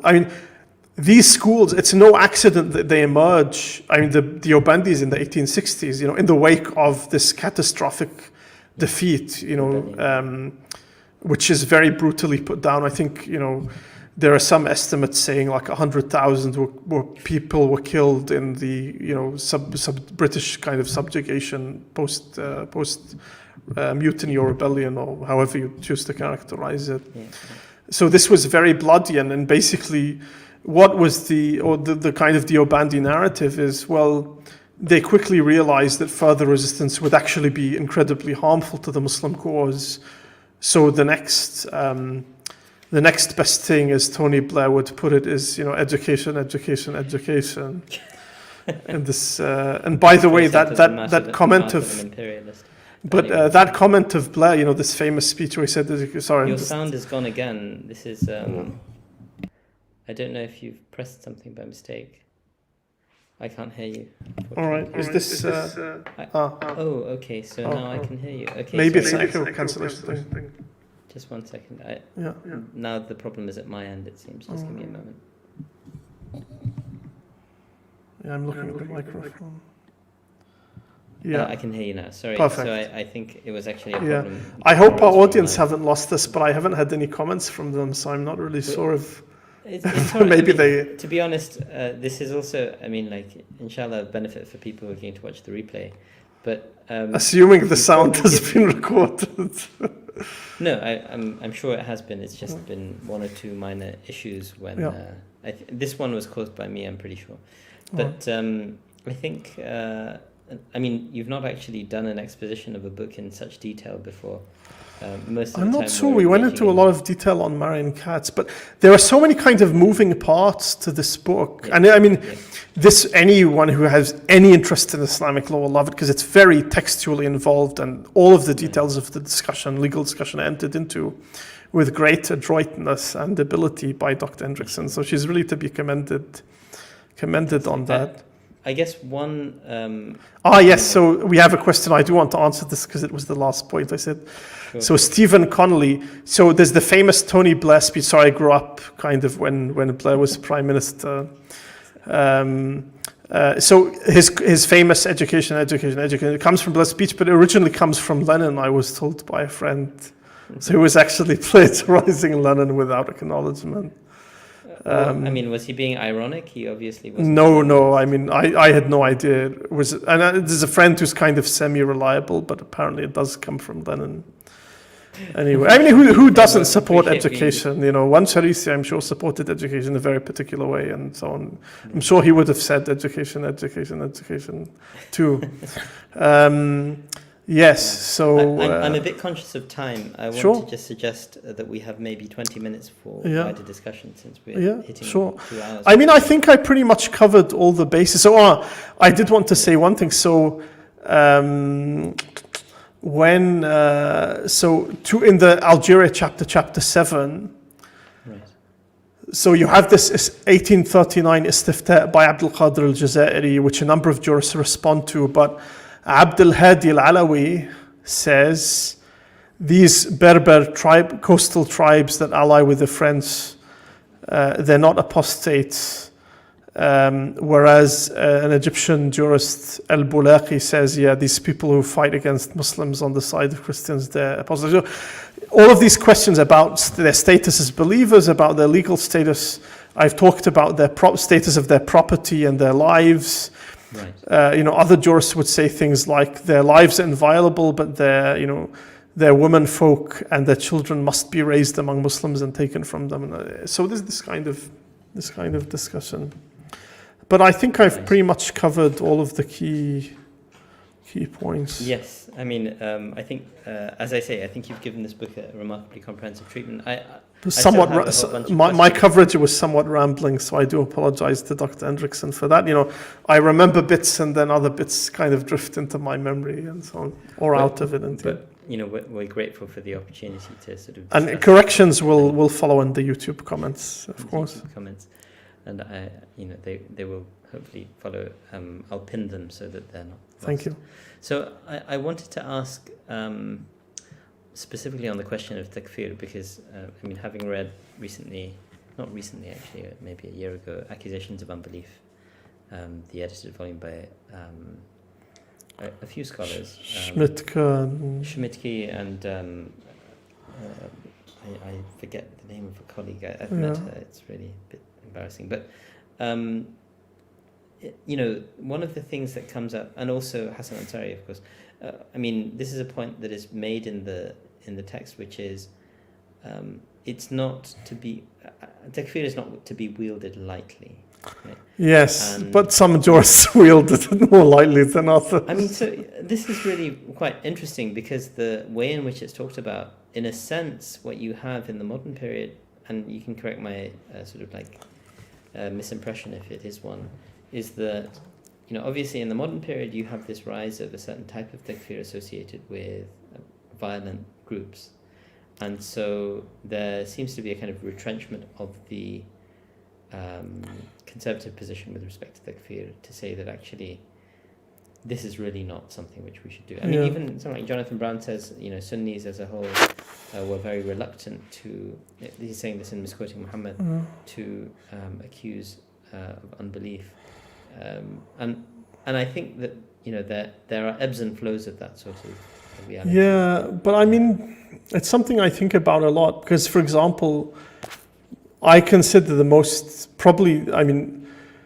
one group whose extreme takfiriness is often neglected, although Sher Ali Tareen in his wonderful book, Defending Muhammad Sallallahu Alaihi Wasallam, and Madani talks about is the Brelwis. This is not a small or marginal movement in the South Asian context. But do the Brelvis go around saying, like, these people are, they're wealthy? The Sher Ali's book, on which unfortunately I didn't do an episode, begins with... The new book, maybe we have to... Yeah, I think the new book was probably a bit less interesting than the first one. So the book begins with some village mufti making people renew their marriages because they prayed behind the Deobandi imam. Yeah. Just active praying behind him. Yeah. But of course, this is not from saying your life is forfeit, right? It's a very different. Yes and no, because right.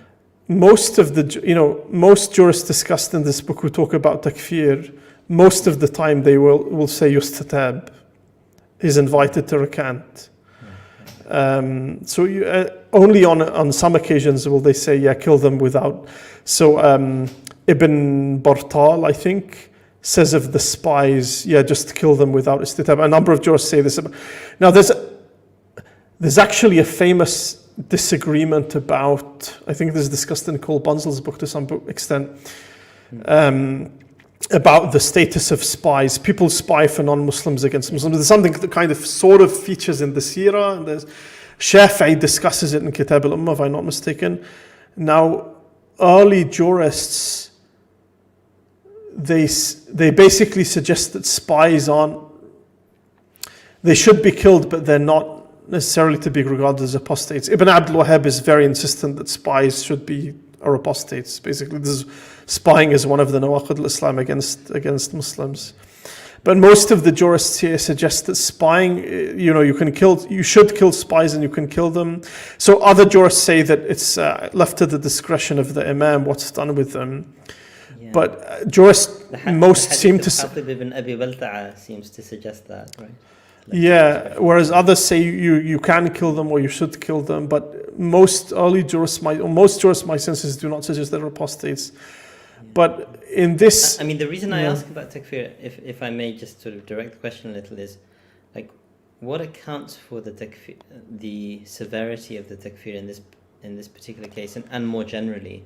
I think takfir varies from circumstance to circumstance, and I guess, if I'd read accusations of unbelief more recently, I maybe would have been able to focus my question a bit more. But, in a sense, what's the basis of the takfir? And in so many regards, so many of the examples that are given, applies very widely in sort of modern Western contexts, for example. The West, that's another story completely. And that's another story. Obviously, no one is for a moment. So, for example, jurists who are not anti-hijrah, but they say hijrah is not obligatory in, say, the Mauritanian context.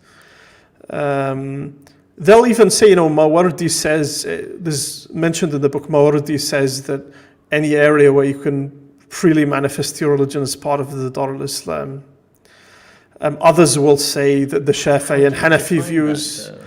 You see, that's the $64,000 questions. Yeah. Now, again, it's a spectrum. Some jurists will say Idhar ad-Din means you appoint judges who enforce the Shara. And obviously, that's not going to happen in a modern jurisdiction. Interestingly, Al-Mazari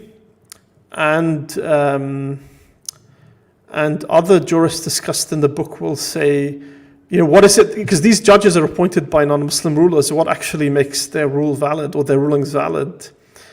It's either the fact that they're requested by the Muslim community or the Muslim community recognizes them as judges. This is what makes them valid, even though they're appointed by non-Muslim potentates. That's something we can kind of recognize in our contexts. But we can. But the problem is, non-Muslim. So Muslim judges are not ever appointed in modern sort of rule of law systems as Muslim judges enforcing the Sharia. That's true, but right? But my point is that what makes their rulings valid, it's recognition by the Muslim community. This is the argument, right? Right. And you could say darura, but I guess Yeah, and a lot of these bodies are very dubious. But you can say it's better than nothing. ما لا يدرك. What is it? ما لا يدرك كل لا يترك كله, something like this. جله لا يترك كله. Yeah. So it's a range. So Mawardi says anyway you can. So how do you define Idhar ad-Din? It's a spectrum. How do you define Dar al-Islam? It's a spectrum. It's suggested in the book that, in the Mauritanian chapter, some will say, and I think maybe even in the Algeria chapter, so some will say, the Shafi'is and Hanafis say if you can practice Idhar ad-Din, or if you can manifest your religion, then Hijrah is not obligatory. Again, Luwan Sharisi tries to reconcile these two hadith on La Hijra Ba'ad al-Fath, and Hijra continues until the sun rises from the west. And jurists came up with different views. So he endorses Ibn al-Arabi's, Qadi Abu Bakr ibn al-Arabi's interpretation, which is the Hijra of, to Medina practiced by the Sahaba is no longer an obligation. This is lapsed, obviously. Whereas Hijra to Dar al-Islam remains obligatory until the sun rises from the west. Al-Khattabi, died 386 or 388, says, Hijrah, obligatory hijrah has ended unless your religion is being kind of threatened. It's ended, but it remains mustahab. Now, one Sharisi kind of tries to diffuse some of these objections by saying that,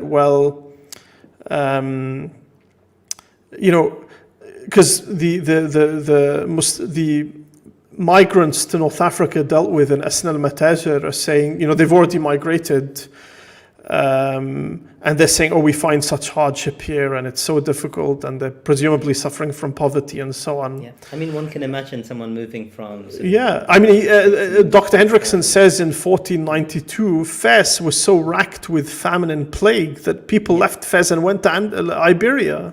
Yeah. Wow. So, one Sharisi kind of says, actually, the Maghrib, is very prosperous and its soil is the most fertile. And he says, by the way, you're obligated to expend everything you have. The only thing that exempts you from this duty is if you're going to be killed or grievously harmed. If you have to spend all your wealth to migrate to Dar al-Islam, it's an obligation on you, he says. So he has no sympathy at all. And this is why one of the reasons why he's heavily criticized by many modern scholars, historians. He has no sympathy for people who remain behind while they have the ability to migrate. How much of an outlier is his opinion outside of the Maliki madhab? You've said that, there's some variation within that.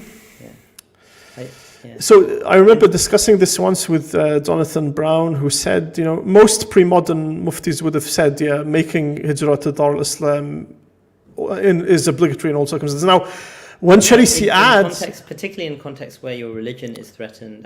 This is something... there's no disagreement. Where your religion is threatened, hijrah is an obligation. Obligation, yeah. But again, the question is if you have the means or not to do it, and how do you define having the means to do so? Yeah. There are more. You've just mentioned when Charisi is talking about basically spending literally everything you have. Yeah. Yeah. So now, I mean, having the means to do so. Okay. Well, there are plenty of people in the Muslim minorities on which Yahya Bert has produced a wonderful report recently. Yeah. Who would literally have not the means to travel to another. But I mean, again, you're applying straightforwardly the distinctions one Charisi is making to the present context. Of course, no. That's an interesting and certainly worthy of answering question. I mean, in the 1990s and early 2000s. But yeah. What I would just say in defense of what I'm saying right now is that there are analogies to be made, with contemporary circumstances. Yeah. Which create all sorts of problems with these fatwa in the modern world, which need processing. And Stephen Connolly puts we can put up has put this in the comments, where he's saying in one case the discussion about takfir evidences the dead hand of legalism in the Muslim approach at the time. I mean, I'm not terribly. I actually disagree. Why do I disagree? And then he says the whole of Dar al-Islam, Dar al-Harb, the economy is problematic. So I disagree about the comment on takfir, because takfir is actually a means of policing the boundaries. And to know what constitutes even a purely voluntary association has to have some means of distinguishing outsiders from insiders. So I would say takfir is this kind of means. What I would say to that, and I'll have to send you sort of like once I've finished my current sort of book project, I'll send it to you. But one of the things that I discuss in it, because it's building out of Zahirat al-Ghulu fi al-Takfir of Yusuf al-Qaradawi, is that every thought system, if it is to have any survival chance, has to police boundaries inevitably. Yeah, I mean, basically, pretty much every major world religion, for most of its history until the modern period, has executed apostates. I mean, this is an interesting point. I mean, even it's interesting. Rousseau says that anyone who forsakes his civic religion basically should be killed. But I mean, that's a very kind of minimalist religion. But I'm making a historical observation here, of course. I mean, let me just add, on that point, one of the arguments that I make is that, well, it's not actually significantly different in the modern world, in the sense that, in the modern world, in the pre-modern world, you had the category of the outlaw, which is kind of like someone who's been put in a state of takfir. Yeah. In the modern world, you have the category of the terrorist, right? And that is someone who is basically persona non grata. Anyone whose U.S. citizenship is revoked can be droned. Basically, this has happened, right? So, in some respects, in the context of global American empire, everyone is an apostate who's not a U.S. citizen because they're not protected by the Constitution ultimately. But So these things are very messy, and one of the points that I sort of briefly argue, I need to do the data on this far more thoroughly, is that the reality is, if you just look at drone warfare, for example, the number of people who are, killed not because they are established as mukaffar by the sort of system, but they are suspected of being mukaffar, so to speak. It sort of makes the number of people who've been killed on grounds of takfir in Islamic history look quite small. Yeah, I mean, in the takfir volume, Amalia Lavanoni has a great chapter where I think we discussed this in a previous episode, talks about people executed for apostasy in the Mamluk context in Egypt and Syria. Yes. Certainly by comparison with what one has for the Inquisition, I mean, there's no comparison, basically. I think there were about a dozen of the century period she studied. I mean, she looks at the Mamluk period, so from 1260 to 1517. Right. I mean, it's in the dozens. Yeah, and she argues about half the cases are clearly just political and are not really. Yeah, and they don't proceed to sort of like execution. They do often.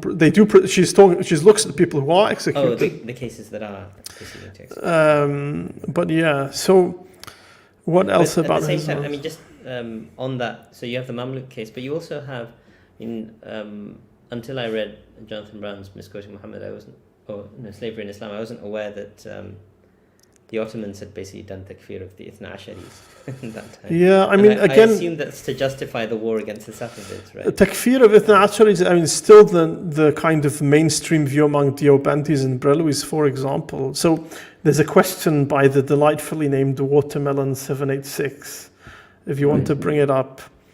Sure. Just give me. Are there any movements? The first one or the second one? First one. Okay, so are there any movements in the subcontinent who have largely stayed above the sectarian back and forth that the region is known for? It depends on what you mean by sectarianism, because as Qasim Zaman says in his book on Islam in Pakistan, I mean, sectarianism is one thing, sectarian violence is something else. Sectarian violence in Pakistan, for example, in the 1980s becomes, is especially prominent from the 1980s onwards. Yeah. It was more muted in previous decades. But, you can have communities living alongside each other relatively peacefully that do not regard each other as Muslims. I mean, and I've already discussed in the last episode Adam Geis's book, which really helped me kind of think through questions of sectarianism. Sustained and prolonged sectarian violence is the exception, not the rule. But that's certainly not to say that it doesn't happen. I mean, Toby Mathiason's book is suggesting, at least its blurb is suggesting very much the same sort of theme. That the rule is that there is sectarian identity is highly complex and fluid at times, and that deadly violence that results from it is the exception rather than the rule. Yeah. So in terms of the part of the question about are there any movements that stay above it, well, I mean, I wonder if if the question is somewhat problematic to begin with, because... Yeah, so I would say, I would say that in the Arab world, historically, especially in the mid-20th century, there was definitely more of an effort, a consolidated effort at ecumenicism. So there's the kind of main scholar of this phenomenon of Sunni-Shia rapprochement is, he's wrote a very fine book by Brill, what's his name? Gosh. I wonder if I can look this up briefly. Yeah, sure. I'm just thinking in terms of the reason I asked... He's produced a lot of scholarship on this. This is... On the question. Gosh, what's his name? He's a German scholar.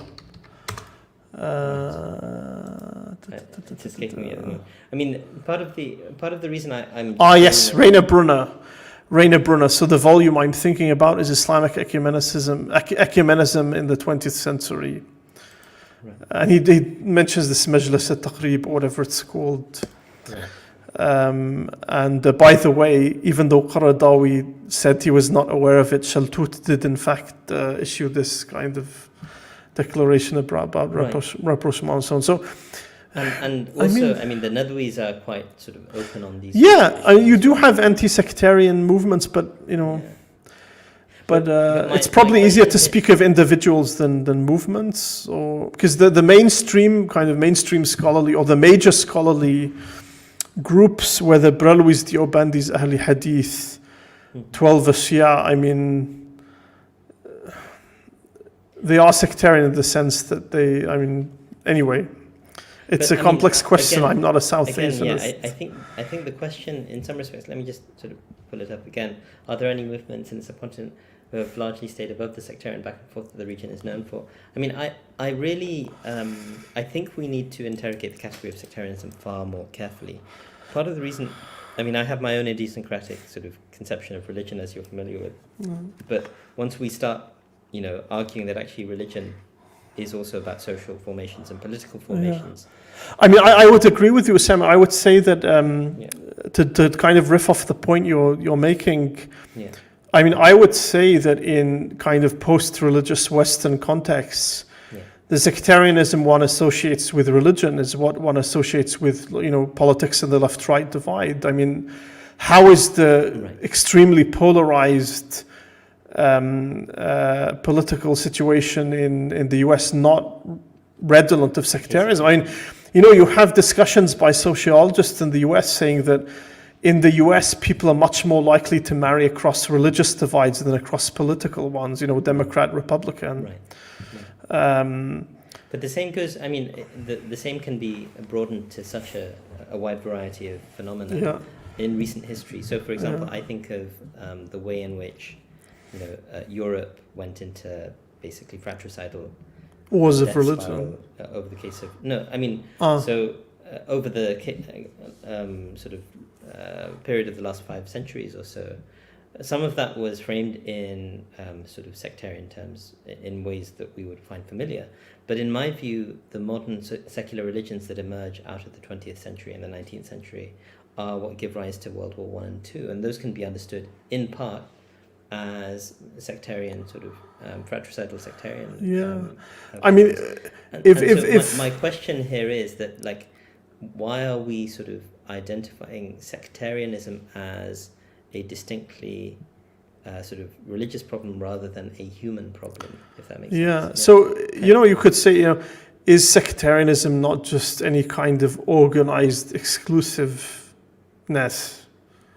In which case... Yes, which is kind of what I'm suggesting here, but it has to have some kind of locus in thought as well. There have to be categorizations, and in-groups and out-groups have to be defined on some sort of basis. So I've been thinking a lot with Geis's book, and also, I've been reading that book, I've been watching a lot of documentaries by Michael Cockerell, this famous documentary maker, currently on British politics in the 1980s. He has some very good ones, and there are other people who've produced documentaries on this. But if you look at the kind of infighting in the Labour Party in the 1980s, to me, this is just sectarianism. Or more recently. Now, the funny thing is with the Labour Party, it seems to kind of, it's a cyclical, because you have this it's a debate. big party. This is the problem. Yeah, but it's always the struggle between the kind of more left-wing and more right-wing aspects within the, whether it's in the 1950s, with Gateskill and the leftists, or in the 1980s with people like and this is kind of my point, Omar. Tony Benn What happens in societies where we have sufficient financial wherewithal so that things don't become very fundamentally existential, it doesn't devolve into violence, right? But if in contexts, I think, where there aren't other mechanisms to prevent devolving into violence, you can get civil war. I mean, Pakistan is a classic case of that, of course, in the 1980s in particular. And a lot of this can be discussed. I mean, we had the troubles across the pond, not across the pond, but the troubles that were engineered, by British occupation, of course, in Ireland. I wanted to not shortchange Stephen Connolly completely, because we do have. So perhaps we can address one of his other questions in the last sort of. And I feel these questions are better addressed to a mufti, which I'm not. I'm just someone discussing Dr. Hendrickson's excellent book. Right. I mean, you should just get your. It's above my pay grade, so to speak. Who decides who is a Muslim? And then let me just put some of these on the screen because they're very interesting. But the Prophet indicated anyone is a Muslim who makes the testimony of faith, who decides what's a Muslim. I mean, the Prophet too also, effectively sort of police that boundary quite in certain instances. And so, if we want to have a coherent project of what it means to be a Muslim, the point I always make is, who is or is not a British citizen? Someone has to police that boundary, and there are very significant consequences for. And this is important because certainly certainly in the context of Wansharisi in these figures, I mean, being a Muslim, it was a legal status with legal consequences. If you lost that legal status, there were legal consequences. It wasn't an academic discussion by any means. Yeah, I think this question is actually, last question from Stephen, is something which we can answer relatively more easily than some of the more fundamental questions asked earlier. So you're saying, is there a difference between a prominent qualified scholar making takfir versus a lay Muslim and questionable or government scholars doing so gratuitously in the present era? I mean, absolutely. I think there's one thing I would say, and Omar, you can sort of qualify this as well, but this is just my understanding at this point in time. I mean, I follow someone like Muhammad al-Hassan al-Daddado in this sort of question, who basically says, look, the question of takfir is it's a qada'i issue. It's an issue that relates to a matter of qada, and there has to be iqamat al-hujjah, and there has to be a process that is ultimately, for qada to exist, there has to be a legal structure in place. And so in the absence of that, I think, it's difficult to really... I mean, I would agree, but then again, I would say in history, for the overwhelming majority of times takfir is made, it hasn't had legal consequences. So, great example of academic takfir would be the Mu'tazila, who are the early Mu'tazila, well known for being extremely takfiri. I forget the name of the author, but I have a copy of this work edited by Schmidtka, I think.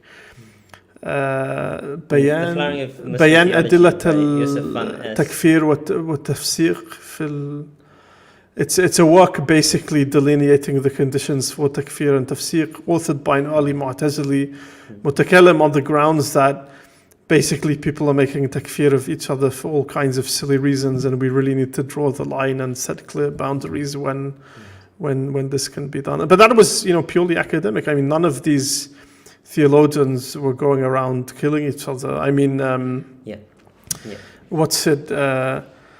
Abu Hayyan al-Tawhidi mentions, I think I've said this in a previous episode, Van Es mentions it, that al-Imta' al-Mu'annas said that Abu Ali al-Jubba'i and his son Abu Hasim made takfir of each other, and Abu Ali had a daughter who made takfir of them both. So, happy family. But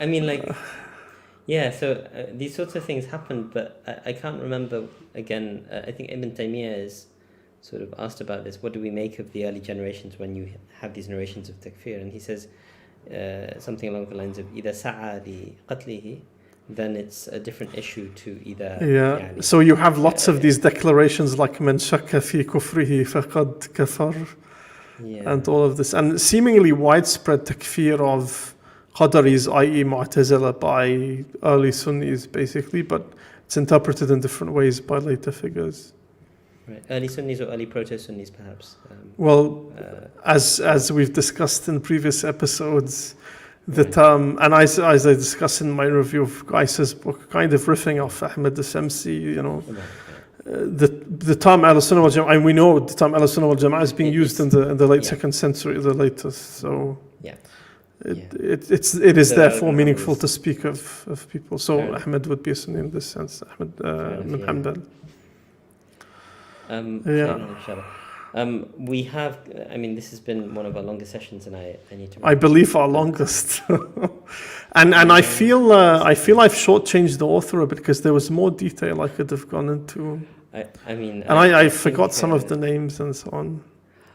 I think it's forgivable, but I'm sure the author would be extremely gratified with the extent of your treatment and the detail of your engagement. So, and I should really commend the book because I learned a great deal from it.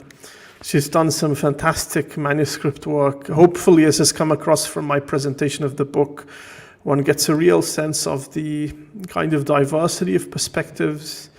The book again is trying to center the Maghribi context.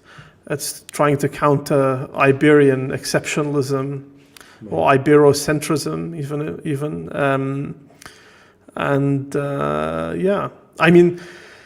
And the author is a very sensitive and critical reader of the Fatawa literature, in the sense that, or the Fatwa literature, in that I should say, before her book came out, Dr. Hendrickson was probably most well known for her Islamic Law and Society article, which was very warmly received, on prohibiting the Hajj. Iberian and Maghribi jurists, it's a long-standing opinion, prohibiting the Hajj ostensibly on, some grounds, but actually there's a political context to what they were doing. And one of the kind of overall point she was making in that article, which is really reiterated here, and one can see its relevance in these fatwa on a somewhat different question. Muftis don't always say what they mean, and they don't always mean what they say. This is true. I mean, one Sharisi, there's a lot going on that's here.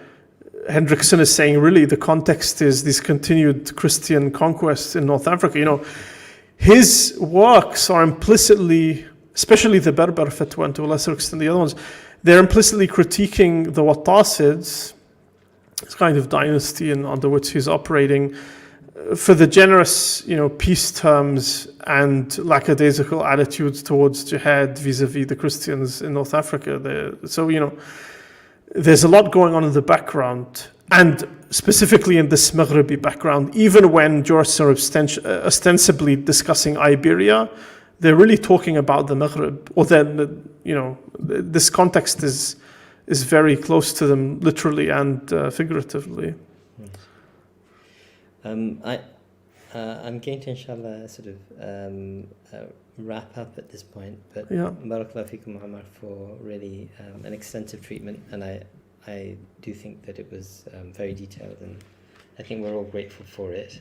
And thank you to the people who asked questions, and we hope that we were able to address some of them reasonably well. Inshallah, we'll be back in 8 days' time. Next week, the session's going to be on Friday evening, inshallah. Same time, 6 p.m. UK time. Same time, 6 p.m. And I look forward to sort of welcoming you, Omar. I don't know if you want to briefly mention the book that is scheduled. Yes. So next week's book is by Andrew Magnuson on Zoroastrians in early Islam. So it does explore law, but also many other kind of genres of text as well. So I read it already some weeks ago, and I really enjoyed it. It's quite a lot shorter than Dr. Hendrickson's book, but it's also full of sort of red meat, if you like, intellectually speaking. So a really, really nice book. I will confirm with you, but hopefully I won't start too much later than 6 p.m. It's just I have certain engagements. Sure. All right. We have our public seminar usually 5 to 6:30. So I should have clarified you on that, inshallah. So nonetheless, we will, as soon as we have confirmed the time, it will be next Friday evening, inshallah, on the Twitter account. Islamic PRs and so on. We will post the time once it's confirmed for next week's episode on Friday.